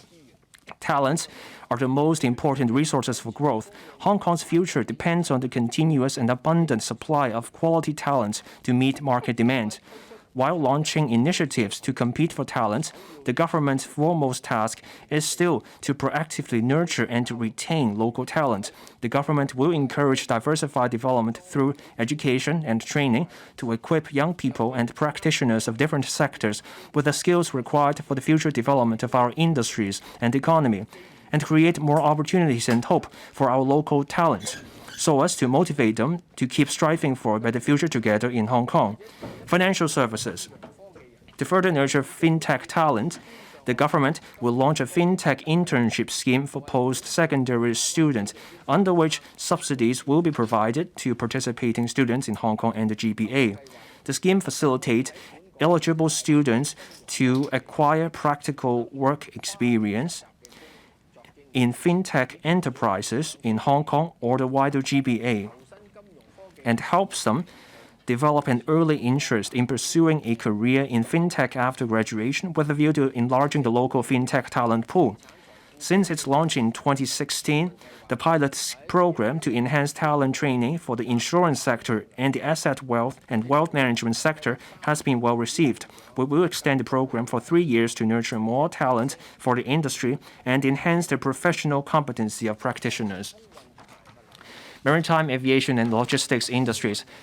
Since its launch in 2014, the Maritime and Aviation Training Fund, or MATF, has benefited more than 15,000 students and practitioners and supported the industries in their promotional and publicity work. I will inject $200 million into the MATF to support manpower training of the logistics industry, promote the development of high-end, high-value added, and smart logistics, and encourage the industry to collaborate with tertiary institutions and professional organizations in attracting more young people to join the industry. In addition, we will launch a maritime services traineeship scheme this year to provide traineeship opportunities for young people who aspire to a career in maritime law with a view to nurturing more homegrown maritime lawyers. In order to attract more young people to join the aviation industry, the first-year training places of the GBA Youth Aviation Industry Internship Program, co-organized by the Hong Kong International Aviation Academy and mainland institutions, will be increased from 300 to 450 to meet the long-term manpower demand of the aviation industry in Hong Kong and the mainland. Innovation and Technology, or INT. In recent years, the government has been making dedicated efforts to foster among our youths an interest in INT from an early age, enhance students' digital skills and innovative thinking, improve the atmosphere for their learning of information technology or IT, and expand the future supply of INT talents. Since launching the IT Innovation Lab in secondary schools program and the Knowing More About IT program have been well received. I will make an additional funding of $300 million to continue providing subsidies of up to $1 million for each publicly funded secondary school in the next 3 academic years for organization of IT-related extracurricular activities. Construction industry. In order to meet the manpower requirement for future infrastructure development, we will work with tertiary institutions to offer a comprehensive study and career development pathway and launch a 2-year pilot scheme to provide on-the-job training allowance to trainees who have enrolled in part-time construction-related degree programs. It is estimated that the funding of about $100 million will be incurred. The government will also earmark $7 million to partner with Hong Kong Institute of Construction to launch a 2-year first hire then train subsidy scheme to provide on-the-job training allowance to trainees who have chosen to enroll in construction safety officer courses. Northern Metropolis and Kao Yichao Artificial Island. As a new engine for future development of Hong Kong, the Northern Metropolis serves as an important base for promoting the development of INT industries, supporting Hong Kong in establishing a new industry pattern of South-North dual engine, finance, innovation, and technology. It also facilitates high-quality economic cooperation between Hong Kong and the GBA, forging an important platform for Hong Kong to better integrate into the overall development of our country. Furthermore, more land resources will be released to provide more quality living space into the public.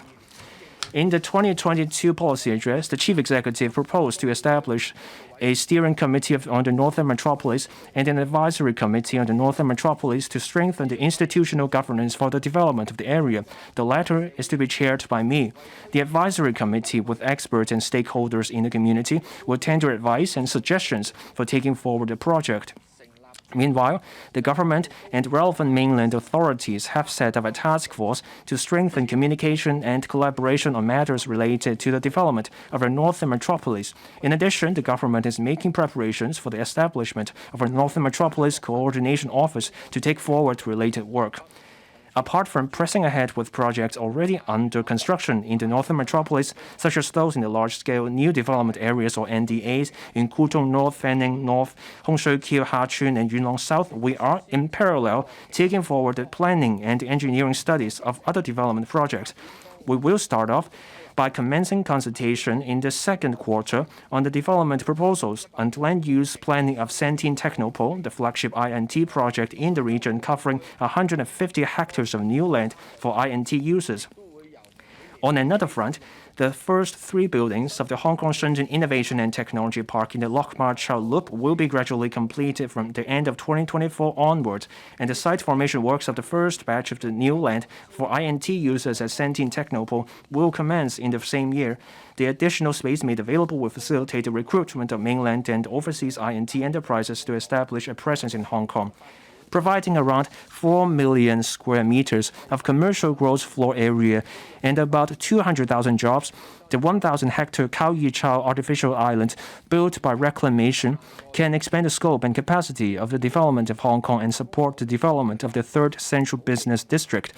The government has put forward preliminary proposals on the scope of reclamation, land use, transport infrastructure network, and financial arrangements regarding the artificial island and has commenced public engagement activities.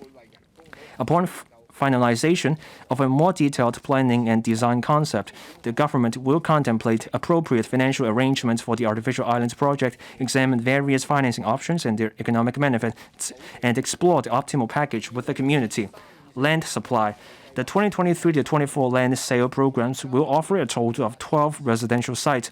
With this, together with railway property development, private development and redevelopment projects, as well as the Urban Renewal Authorities or URA's projects, the potential land supply for the whole year is expected to have a capacity of providing around 20,550 units, about 60% more than the annual demand of the 12,900 units projected in the long-term housing strategy. The land sale program also includes 3 commercial sites and 3 industrial sites, capable of providing about 200,000 square meters of commercial floor area and 170,000 square meters of industrial floor area, respectively. The government's effort to expedite land creation has yielded remarkable results. We will secure land of a scale nearly doubles that of the previous 5-year period for the production of no less than 72,000 private housing units in the coming 5 years, and make land available to the market through the land sale programs and railway property development. Among such land, nearly 60% comes from NDAs or new town extensions, and another 40% from other districts under the government land sale programs and railway property development. The above projection has yet to take into account the supply from development projects undertaken by the URA and other private development projects. Housing supply. The government has identified sufficient land for the provision of about 360,000 public housing units, around 20% higher than the supply target in long-term housing strategy, which will be able to meet the demand for about 300,000 public housing units in the next 10 years. However, the supply of housing land is not evenly distributed across each year. The land creation takes time. There is still a shortage of land ready for public housing development in the short run. To fill the short-term gap of public housing supply in a timely manner and to improve the living conditions of people living in inadequate housing, the government has identified 8 sites for the construction of light public housing. On transitional housing, as at the end of 2022, about 7,000 units have been put into service. It is expected that about 14,000 additional units will be coming on stream in the next 2 years. To promote public-private partnership, the pilot scheme on private developer participation in subsidized housing development announced in the 2022 policy address encourages developers to build subsidized sale flats for eligible persons to buy at a specified discount rate from the market price. We are currently formulating the policy framework of the pilot scheme, details of which will be announced later this year. For private housing, it is estimated that the completion of private residential units will average over 19,000 units annually in the 5 years from this year onwards. As at the end of 2022, the potential supply of first-hand private residential units for the next 3 to 4 years is expected to remain at a relatively high level of about 105,000 units. Stamp duty. The current demand-side management measures for residential properties, commonly known as harsh measures, will remain unchanged. Last year, more than 90% of buyers of residential properties were first-time buyers.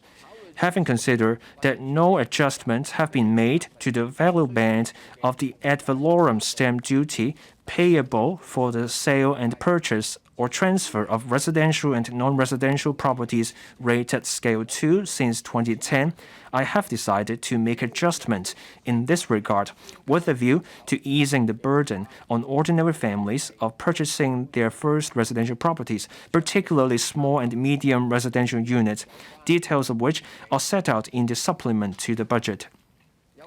Such adjustments shall take immediate effect under a public revenue protection order published in the Gazette today.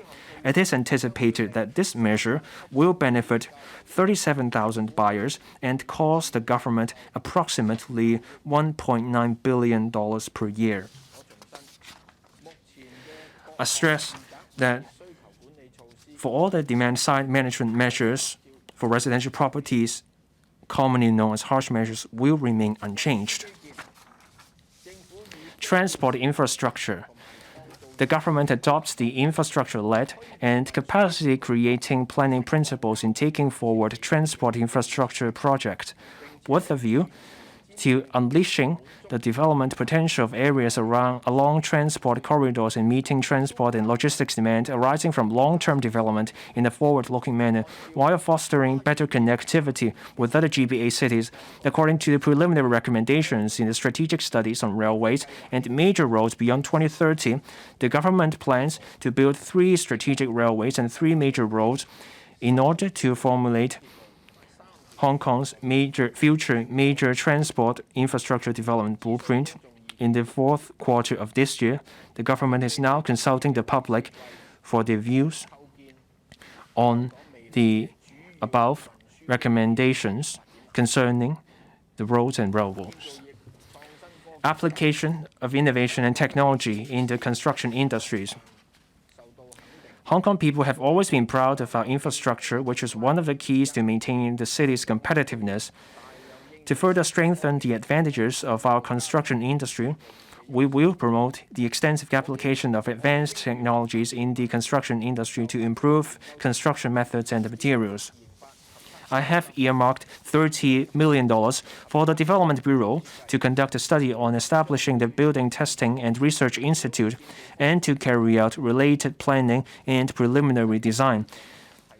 Apart from R&D activities for innovative materials, construction methods, and technologies, the Center will also devise standards, conduct testing, provide accreditation to spearhead innovation in the construction industry, and attract R&D talent to Hong Kong. The Center will also capitalize Hong Kong's unique advantages to provide a platform for our country's construction standards and related products to align with those in the international market.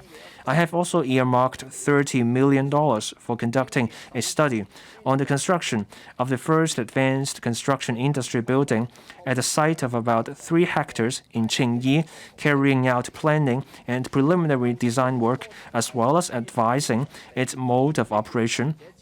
The conceptual idea is to provide space for operators to set up steel reinforcement bar prefabrication yards, processing site for multi-trade integrated mechanical, electrical, and plumbing, and other advanced manufacturing yards in the multi-story building. To implement the new initiatives announced in the 2022 policy address, I have earmarked $15 million for studying and putting in place measures to strengthen the supply chain of the modular integrated construction module. The scope of study will also cover areas such as the manufacturing, transportation, storage, and decoration of MIC modules. We will also explore the provision of manufacturing and storage sites in the Northern Metropolis and ways to enhance collaboration with the GBA and optimize the MIC supply chain. Governing for the people, building a livable city, green city. Hong Kong is making vigorous efforts to achieve carbon neutrality before 2050 and reduce its carbon emission by 50% before 2035 as compared with the level in 2005. To strengthen cooperation and promote deep decarbonization, the EEB has set up the Office of Climate Change and Carbon Neutrality in January this year. a council for carbon neutrality and sustainable development will also be formed to advise on decarbonization strategies. Green Tech Fund.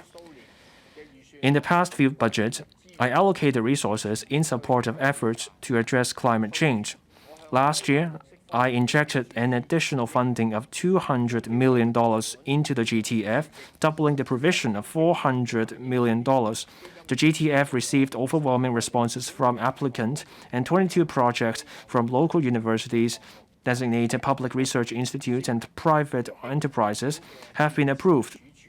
These research projects involve technologies for the cell storage and generation of hydrogen fuel, manufacturing of biochar-enhanced construction materials, and air cleaning system for reducing roadside air pollution. New energy transport. The government has set a target of introducing about 700 electric buses and 3,000 electric taxis by the end of 2027. We will earmark $200 million under the New Energy Transport Fund for progressively commencing trials of hydrogen fuel cell electric double-deck buses and heavy vehicles within this year, in collaboration with franchised bus companies and other stakeholders to fully assess their operational feasibility under local circumstances. We have also set aside $350 million to provide subsidies for in-harbor ferry operators for the construction and trials of electric ferries and the related charging facilities, with a view to testing the technical and commercial viability of using electric ferries in Hong Kong. The trials are expected to commence in 2024. Moreover, the government will put in place a loan scheme with a 100% guarantee for the taxi trade as an incentive for taxi owners to replace their existing taxis with battery electric taxis. It is estimated that the proposed measure will involve a loan guarantee of about $6.4 billion. The details of the scheme will be announced in due course. Food waste reduction.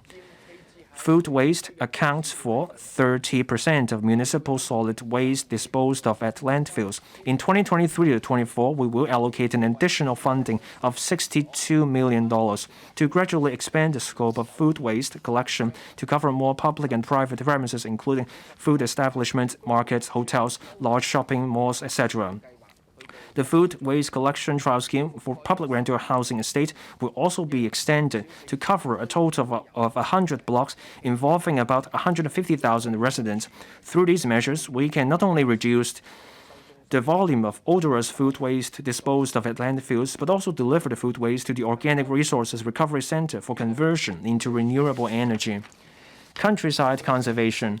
In the next 2 to 3 years, the AFCD will gradually enhance facilities in country parks and explore ideas such as providing treetop adventure, repairing wartime relics, and turning them into open museums. As at the end of 2022, 33 projects involving a total grant of $165 million have been approved under the Countryside Conservation Funding Scheme to support non-profit-making organizations in carrying out countryside conservation and revitalization projects at different levels, ranging from natural environment or ecological habitat, non-graded built heritage to cultural and historic assets. Healthcare. The government has been devoting a lot of resources on healthcare, of which the 2023-24 estimate reaches $104.4 billion, accounting for about 19% of the government recurrent expenditure. We will continue to enhance public healthcare services. The HA will strengthen a series of services, such as enhancing clinical services for diseases including cancer, increasing public hospital beds, operating theater sessions, etc. Besides, the HA is continuing its rollout of measures to reduce the waiting time for specialist outpatient services, which include streamlining referral arrangements for cross-specialty cases, setting up integrated clinics to provide multidisciplinary support, etc. The HA will also introduce a new service for drug collection and delivery by phases and further promote teleconsultation services. Primary healthcare is an integral part of the entire healthcare system, accounting for about 20% of the expenditure on public healthcare. To balance healthcare resources and the overconcentration of pressure in public hospitals, the government put forward the primary healthcare blueprint at the end of last year, under which a series of key reform initiatives for enhancing Hong Kong's primary healthcare services are set out, and prevention-oriented, community-based, family-centric, and early detection and intervention strategies are adopted. The vision of the blueprint is to improve the overall health of the general public by providing coherent and comprehensive healthcare services and establishing a sustainable healthcare system. As introduced in the blueprint, the government will launch the chronic disease co-care pilot scheme and enhancement measures to the elderly health care voucher scheme. The government will announce the details in the third quarter of this year. I will set aside sufficient financial resources for the schemes. Development of Chinese medicine. Since the official launch of the Chinese Medicine Development Fund in 2019, more than 10 funding schemes have been rolled out to benefit various practitioners and organizations in the Chinese medicine sector. The fund supports holistic development of Chinese medicine in Hong Kong on all fronts, with its funding scope covering talent nurturing, facility and quality enhancement, registration of proprietary Chinese medicines, as well as promotion and research of Chinese medicine. The fund has also played a crucial role amidst the epidemic in supporting the community Chinese medicine practitioners to provide telemedicine consultation and rehabilitation treatment for discharged patients and recovered persons. I plan to inject an additional amount of $500 million into the fund starting from this financial year to support the commissioning of large-scale training, research, and publicity projects on strategic themes and to take forward more capacity building programs for the sector, which include making preparations for Hong Kong's first Chinese medicine hospital, which is expected to commence services in 2025, and strengthening the role of Chinese medicine in the primary healthcare system. Tobacco control policies. Smoking is hazardous to health. Increasing tobacco duty is recognized internationally as the most effective means to reduce tobacco use. It has been over 10 years since the last substantial increase in tobacco duty, and its policy effect has been diluted gradually by inflation and various other factors. At present, tobacco duty accounts for about 62% of the retail price of cigarettes in Hong Kong, far lower than the rate of 75% recommended by the World Health Organization. To safeguard public health, I propose to increase the duty on cigarettes by 60 cents per stick with immediate effect. Duties on other tobacco products will also be increased by the same proportion. A rise in cigarette price will increase the incentive of smokers to reduce or quit smoking. Our target is to bring the smoking prevalence rate down from the current 9.5% to 7.8%. With this target in mind, we will continue to review the overall effectiveness of tobacco control measures and in parallel step up efforts to promote smoking cessation as well as law enforcement against illicit cigarettes. Youth development. Young people are the future of Hong Kong. The government attaches importance to youth development and strives to let the younger generation see opportunities for upward mobility. The government released at the end of last year the Youth Development Blueprint, which outlines the overall vision and the guiding principles for its future youth development work. A range of concrete actions and measures on youth development are put forward with a view to supporting young people in preparing for the future, fulfilling dreams, achieving whole person development, and contributing to society. The government will progressively implement these measures. Promote urban sports. In recent years, both the Olympic Games and the Youth Olympic Games have introduced a range of urban sports that are popular among the youth. The government will promote urban sports in collaboration with the sports community, schools, and other sectors. The Culture, Sports, and Tourism Bureau is examining the conversion of some underutilized floors of the Kwun Chung Municipal Services buildings into an urban sports center so as to provide a suitable venue for activities such as sport climbing and skateboarding. Vocational and Professional Education and Training, or VPET, has always been providing diversified and flexible education pathways for young people with different aspirations and abilities. Starting from the 2023 to 24 academic year, the Vocational Training Council will launch a 2-year pilot project enabling secondary school students to have an early exposure to VPAT and helping them explore their interests. The government will launch the Diploma of Applied Education program on a regular basis in the same academic year in place of the existing Diploma Yijin program, and will continue to review the implementation of the pilot project on the development of applied degree programs and proactively explore the launch of more programs so as to further enhance the VPAT progression pathway at the post-secondary education level. 婦女發展。 Caring and inclusion, women development. Women's contribution to family and social and economic development is enormous. The provision of more opportunities to help women achieve a sense of self-fulfillment and bring their potential to the fullest is essential to the development of our society. I will set aside $100 million to strengthen support for women's development and the related tasks, which include helping women take up different roles in the job market, providing them with training on child and elderly care, promoting work and family life balance as well as mental health, and organizing sharing and learning activities. Enhance support for preschool children with special needs. The government has been committed to providing appropriate support for preschool children with special needs.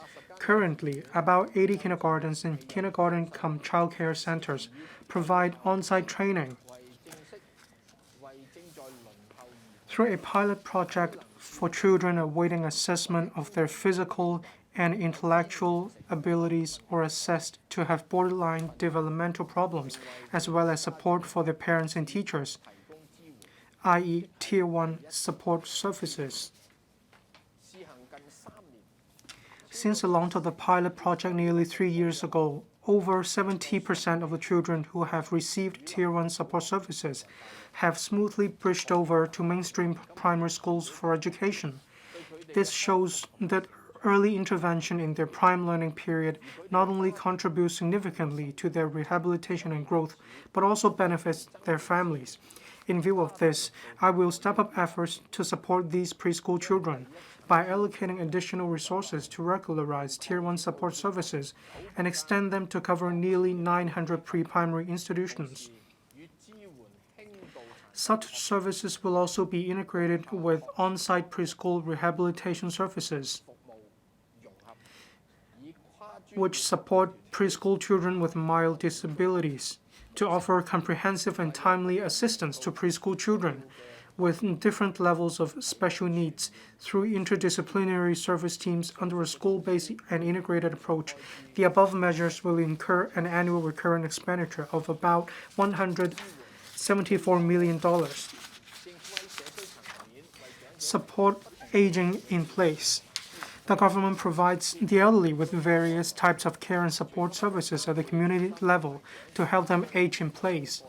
In addition to the provision of services such as personal care, nursing care, and rehabilitation exercises at daycare centers and homes of the elderly, we will regularize the pilot scheme on the community care service voucher for the elderly in the third quarter of this year and increase the number of beneficiaries from the current 8,000 to 12,000 in 2025 to 26, involving an annual recurrent expenditure of about $900 million. The government will also set up 16 new neighborhood elderly centers in the next 5 years and expand the service scope of a total of over 200 district elderly community centers and neighborhood elderly centers in the fourth quarter of this year to cover retirement planning and promotion of drone technology. The government is also concerned about the post-treatment care and rehabilitation needs of elderly persons.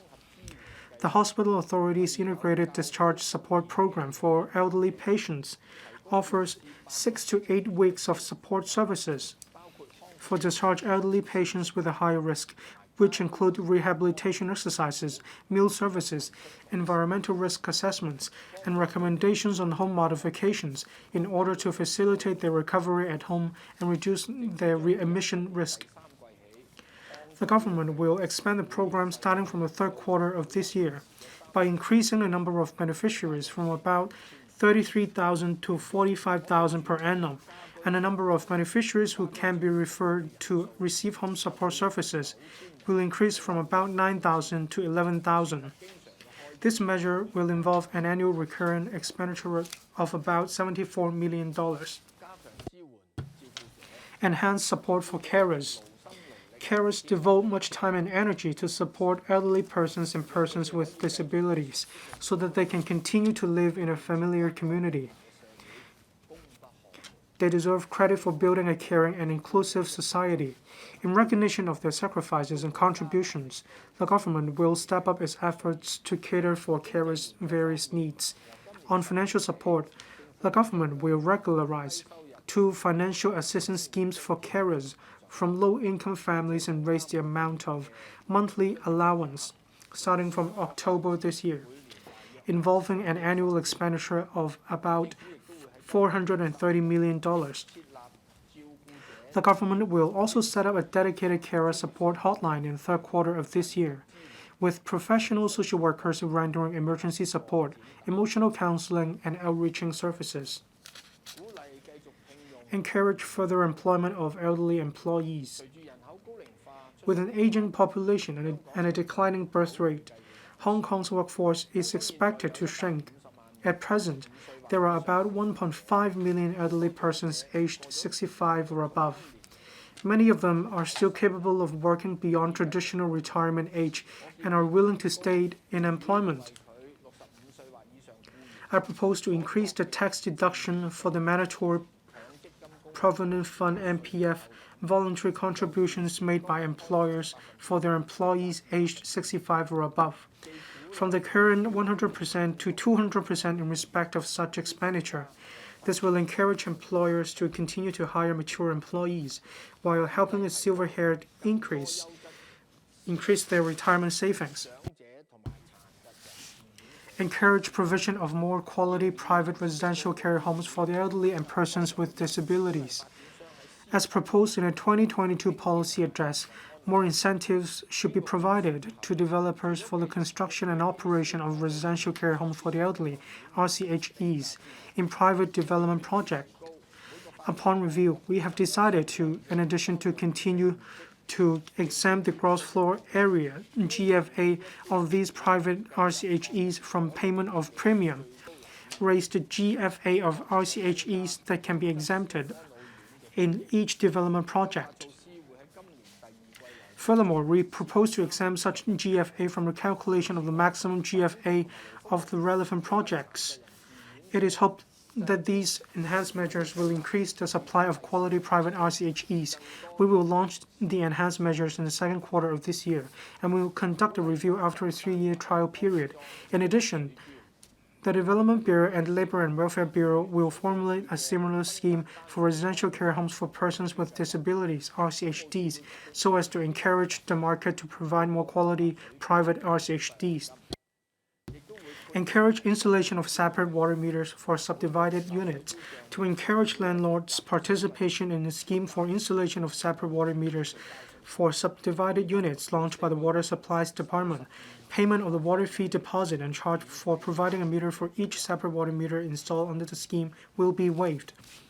Every such water meter account will have a separate water bill for paying water charge, and the first 12 cubic meters of water consumed for each 4-month period will be free of charge.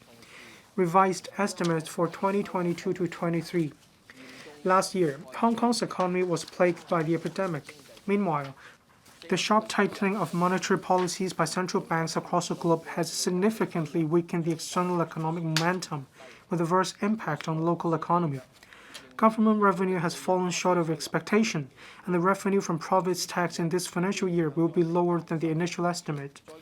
The sluggish stock and property markets have led to lower than expected revenue from stamp duty.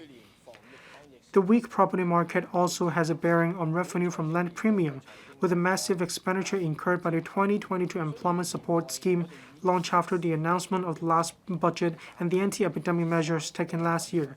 The financial position of this financial year was worse than expected, although we have reduced the expenditure on anti-epidemic measures in a timely manner. Having regard to this subsiding epidemic situation during the year, it is estimated that a deficit of about 140 billion will be recorded, higher than the original estimate of about $56 billion. Our fiscal reserves will fall to about $820 billion. The 2022-23 revised estimate on government revenue is $603.8 billion, lower than the original estimate by 15.7% or $112.1 billion. This is mainly because revenues from land premium and stamp duty are lower than their previous estimates. Revenue from land premium is $71.1 billion, substantially lower than the original estimate by $48.9 billion, mainly due to the lower than expected transaction prices of some land lots and the cancellation of some land sales. Revenue from stamp duty of $67 billion is lower than the original estimate by $46 billion and is also far lower than the previous year. This is mainly because of the sluggish property and stock markets and the decreased volume of transactions. Revenue from profits tax is $162 billion, which is lower than the original estimate by $5.7 billion, mainly due to an increase in the amount of holding over of provisional tax given the difficult economic environment last year. Revenue from salaries tax is $75.7 billion, which is $2.8 billion higher than the original estimate. This is mainly because of an increase in paid level. Due to the huge expenditure involved in the implementation of massive counter-cyclical measures and anti-epidemic work, the revised estimate of total government expenditure for 2022-23 at $809.6 billion increased significantly by 16.8% compared to the previous year. Its ratio to nominal GDP is projected to rise to 28.6%, 0.3% or $2.3 billion higher than the original estimate. All in all, I forecast a consolidated deficit of $139.8 billion for 2022-23.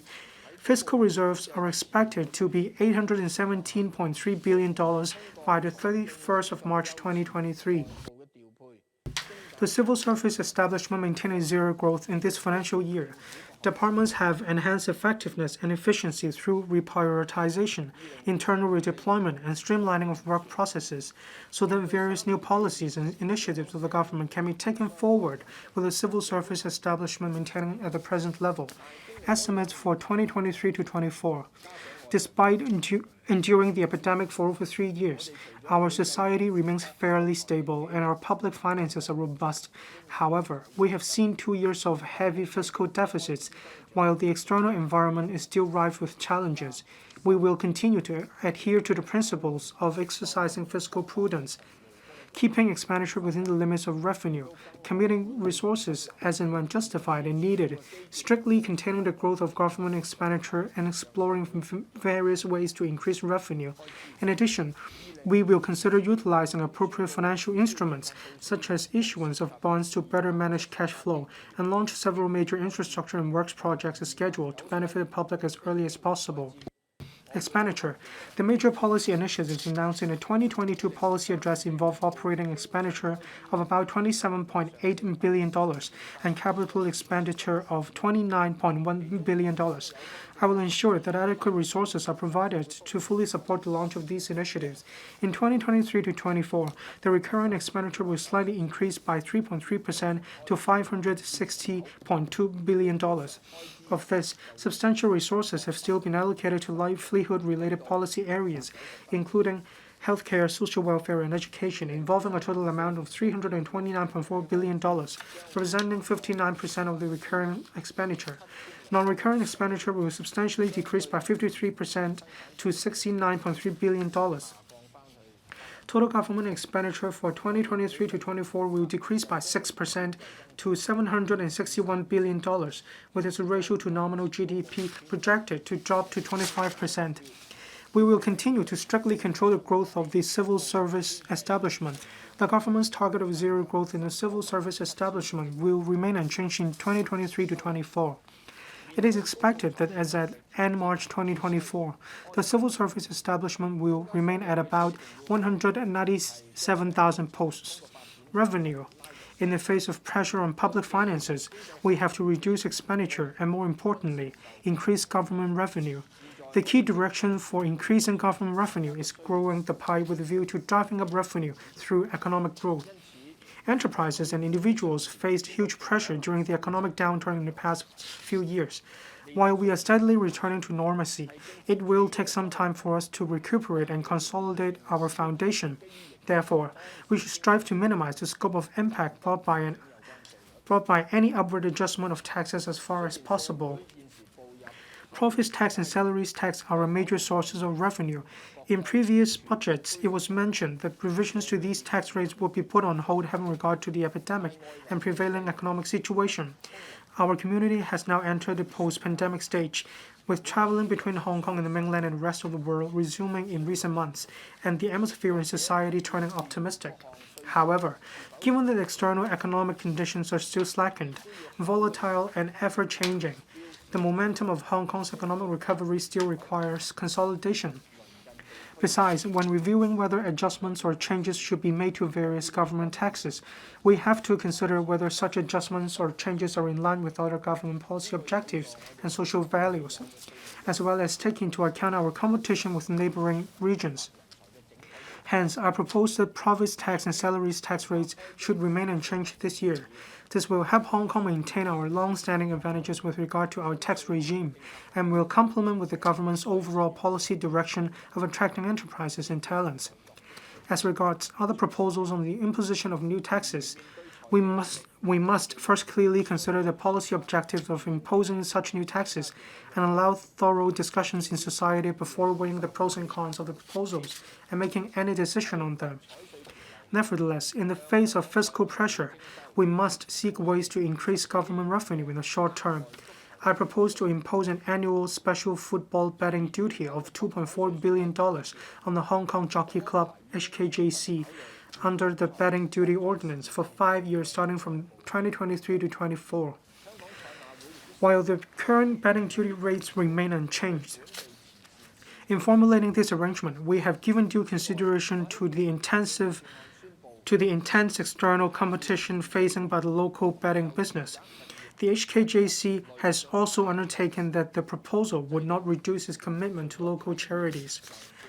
Moreover, in last year's budget, I announced the introduction of a progressive rating system for domestic properties in 2024 to 25. Other than reflecting the affordable users pay principle, the new system will increase government revenue by about $760 million annually. Taking into account the above new sources of revenue, total government revenue for 2023 to 24 is estimated to be $642.4 billion. Of this, earnings and profits tax are estimated to be $263.7 billion, increasing by 6.4% over the revised estimate for 2022 to 23. Having regard to the land sale program and the land supply target of 2023 to 24, revenue from land premium is expected to be $85 billion, increasing by about 20% over the revised estimate for 2022 to 23. Revenue from stamp duty is estimated to be $85 billion, increasing by 27% over the revised estimate for 2022 to 23. Taking into account the proceeds from issuance of government bonds of about $65 billion in 2023 to 24, I forecast a deficit of $54.4 billion for 2023 to 24. Fiscal reserves will also decrease to $762.9 billion, equivalent to 12 months of government expenditure, other taxation issues, new international tax standards.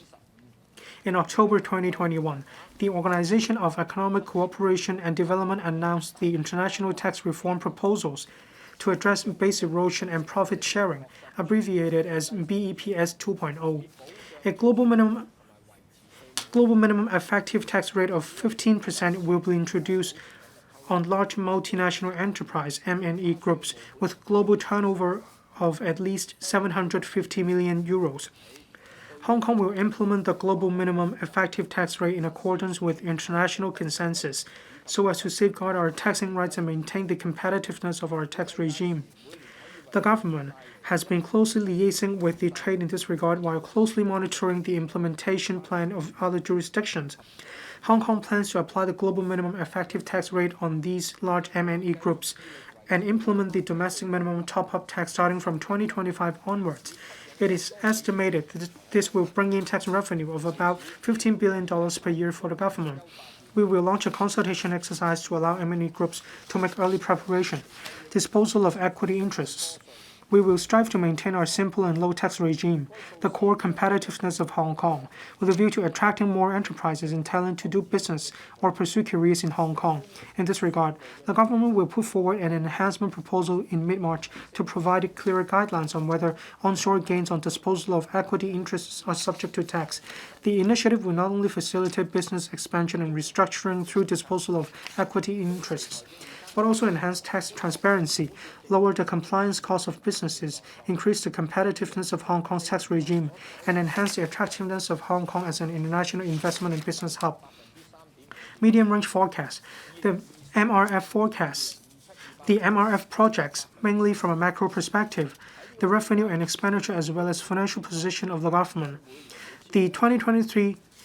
For the year 2023 to 24, the real economic growth rate between 3.5% and 5.5% is adopted, and therefore 2024 to 25 to 2027 to 2028 is 3.7% per annum.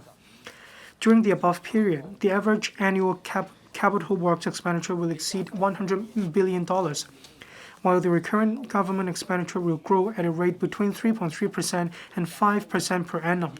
The ratio of total government expenditure to GDP will gradually fall from about 25% for 2023 to 24 to about 22%. Regarding revenue from land premium, the forecast for 2024 to 25 and onwards is mainly based on the 15-year average ratio of revenue from land premium to GDP, which is 3.7% of GDP. I also assume that the growth rate of revenue from profits tax and other taxes will correspond to the economic growth rate in the next few years. Overall, the ratio of government revenue to GDP will gradually increase from about 21% for 2023 to 24 to over 23%. In addition, the MRF reflects the proceeds from the annual issuance of government green bonds and infrastructure bonds worth approximately $65 billion in total. I will explain the details a little later. Based on the above assumptions and arrangements, after taking into account proceeds from issuance of bonds and repayments, with the exception of a forecast deficit in 2023 to 24, the consolidated account will turn to a surplus in the coming 4 years. There will also be a deficit in the capital account from 2023 to 24 to 2026 to 27, which will turn to a surplus in 2027 to 28. As Hong Kong is susceptible to the influence of external political and economic environments, given its fully open and externally oriented economy, government revenues fluctuate rather substantially.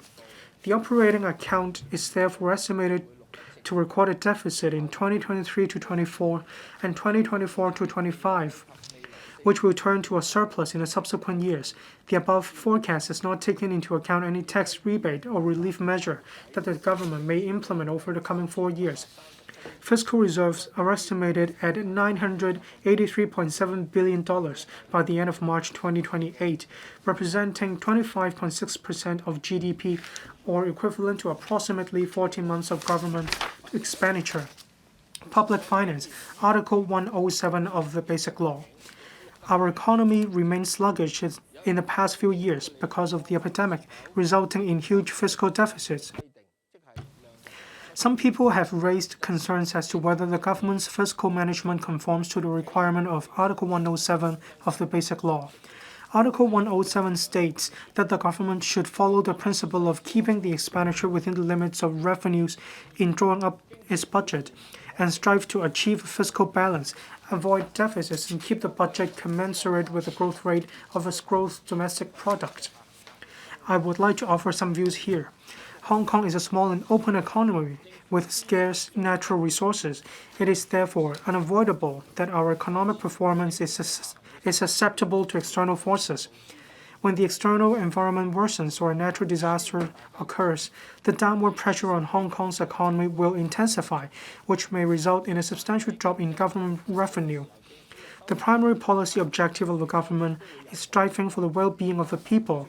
To this end, we need to launch counter-cyclical measures during economic downturns to stabilize the economy and safeguard people's livelihood. so as to relieve the pressure on them. With an increase in expenditure and a decrease in revenue, the government will record a fiscal deficit. In times of an economic upturn, government revenue from tax and other sources, on the contrary, will increase, while the need to increase expenditure will also be less imminent. A surplus will be seen under such circumstances. Therefore, in analyzing the government's financial position, we should look at the entire economic cycle rather than focus on the short-term performance. The government financial position has been volatile over the past 2 decades or so. Some may consider that the government runs a structural surplus during economic boom and slips into a structural deficit in times of economic downturn. There are limitations in either one of these conclusions as they are based on observations of short-term performance. In my opinion, it is more appropriate to assess the government's financial position on the basis of economic cycle rather than individual financial year. Since Hong Kong's return to our motherland, we have passed through 3 economic cycles of varying durations, with the most recent one being the longest, lasting for more than 10 years. Level of fiscal reserves. As to the appropriate level of our fiscal reserves, public opinion also varies. Some people think that the more the better, while others are of the view that the government should not keep excessive social resources, but allocate them to the people in the market as much as possible. And in this way, higher economic efficiency will be achieved. I think that our fiscal reserves have several functions, including: first, as savings for rainy days, that is, keeping a certain amount of savings for use in times of adversities to support our people and enterprises, thereby maintaining social stability. Second, helping safeguard financial stability. Third, generating investment returns. These returns from our reserves are one of the important sources of government revenue. The proper use of a reserve facilitates the development of our economy and industries. Taking Hong Kong's previous financial position in times of adversity as a reference, I consider that our fiscal reserves are currently maintained at a prudent level. Bond issuance. Through issuance of bonds, the government has been fostering the development of our bond market and attaining other policy objectives such as financial inclusiveness and promoting green and sustainable development. In fact, the government's outstanding debts remain at a low level, currently accounting for only 4% of GDP, far lower than most of the other advanced economies. Against this background, Hong Kong should make good use of the room for bond issuance to support and expedite economic development while creating capacity and investing for the future, with a view to enabling early sharing of the fruits of economic development with the public. Green bonds. The Government Green Bond Program, GGBP, which has won considerable acclaim from international investors since its launch, has become a benchmark for issuance of green bonds in the region.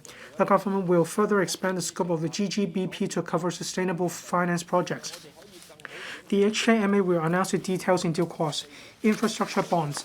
Infrastructure is one of the key areas for sustained economic development and improvement of people's quality of life. I propose the setting up of an infrastructure bond scheme to enable us to better manage the cash flow needs of major infrastructure projects and facilitate the early completion of projects for the good of the economy and people's livelihood, so the members of the public can enjoy the benefits early. Meanwhile, we will also explore public participation in bond subscription for our people to develop a sense of participation and a sense of gaining the support for Hong Kong's long-term development projects. I will introduce the relevant proposals to the LegCo in 2023 to 24. Even with further bond issuance in future, we will still strive to keep the government debt to GDP ratio at a relatively low level, which is expected to remain below 10% by the end of the MRF period in 2027 to 28. I have to emphasize that we will continue to adhere to the fiscal discipline of keeping expenditure within the limits of revenue. Proceeds from bond issuance will not be used for funding recurrent expenditure. Mr. President, life has not been easy during the past 3 years, and sometimes we might inevitably feel disheartened. With the epidemic now coming to an end, we are free to travel again. Mega events are resuming one after another. I now see many happy faces around. As people start to reconnect with each other and cherish the moments they are spending together, I'm deeply touched by these scenes, which inspire me to come up with the idea of launching the Happy Hong Kong campaign that comprises a wide variety of events. I hope that people can share more joyful moments with their families and friends through participating in these fun-filled activities. Happiness can actually be found just around the corner. Over the past few years, more people have developed an interest in joining fascinating local tours. They have discovered the beauty of our countryside, the elegance of our historical buildings, as well as a wide range of gourmet food in various districts.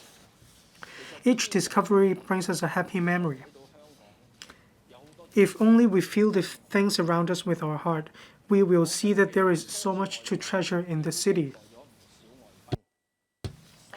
Recently, I have made quite a number of overseas visits and received many visiting guests. It left a deep impression on me that many misconceptions about Hong Kong exist overseas. Often, such misconceptions originate from biased news reporting. After all, interaction between Hong Kong and the outside world has been hindered for more than 3 years, and many of those living overseas have been prevented from visiting Hong Kong. Henceforth, showcasing the new strengths of Hong Kong to the outside world is our top priority. In the midst of complicated and volatile international relations, it is all the more important that we stand firm in explaining the actual situation in Hong Kong and establish new connections and friendships. While we will strain every nerve to get the job done, your concerns and efforts in this regard are also crucial. History has taught us that Hong Kong people can always turn crises into opportunities in turbulent and stormy times and achieve still greater development. Under one country, two systems, Hong Kong's orientation and positioning in the global arena serve a crucial role. In spite of all the trials and tribulations, we still have many friends around the world, both old and new, who are always ready to offer us invaluable advice and suggestions. Our country sustains high-quality development and adheres to the strategy of two-way opening up under the principle of reciprocity and mutual benefits. These, together with our country's staunch and robust support to Hong Kong, enable us to explore new markets and forge new partnerships in the current international landscape.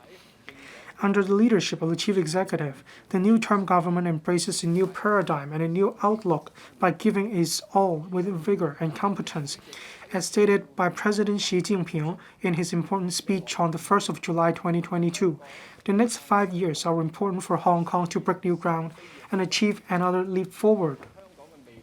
While there are both opportunities and challenges for the future of Hong Kong, opportunities definitely outnumber challenges. On this new journey towards the great rejuvenation of the Chinese nation, Hong Kong has a unique and crucial role to play and an irreplaceable function to perform. I therefore have full confidence in the future of Hong Kong. Hong Kong people, as always, have no fear of challenges. In fact, challenges nurture greater creativity and capability.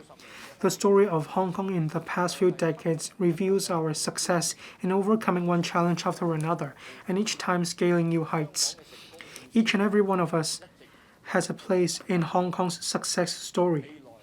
We all need to keep striving for a better future for Hong Kong, contributing to its success.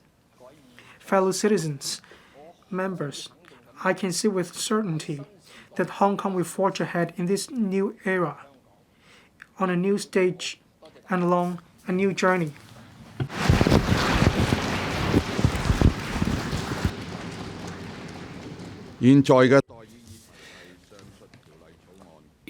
I now propose the question to you that the aforesaid bill be read a second time. In accordance with the rules of procedure, the second reading debate is adjourned. Before the resumption of the second reading debate of the bill, the budget is referred to the Finance Committee for examination and now adjourn the Council until 11 a.m. on Wednesday, the 15th of March, 2023.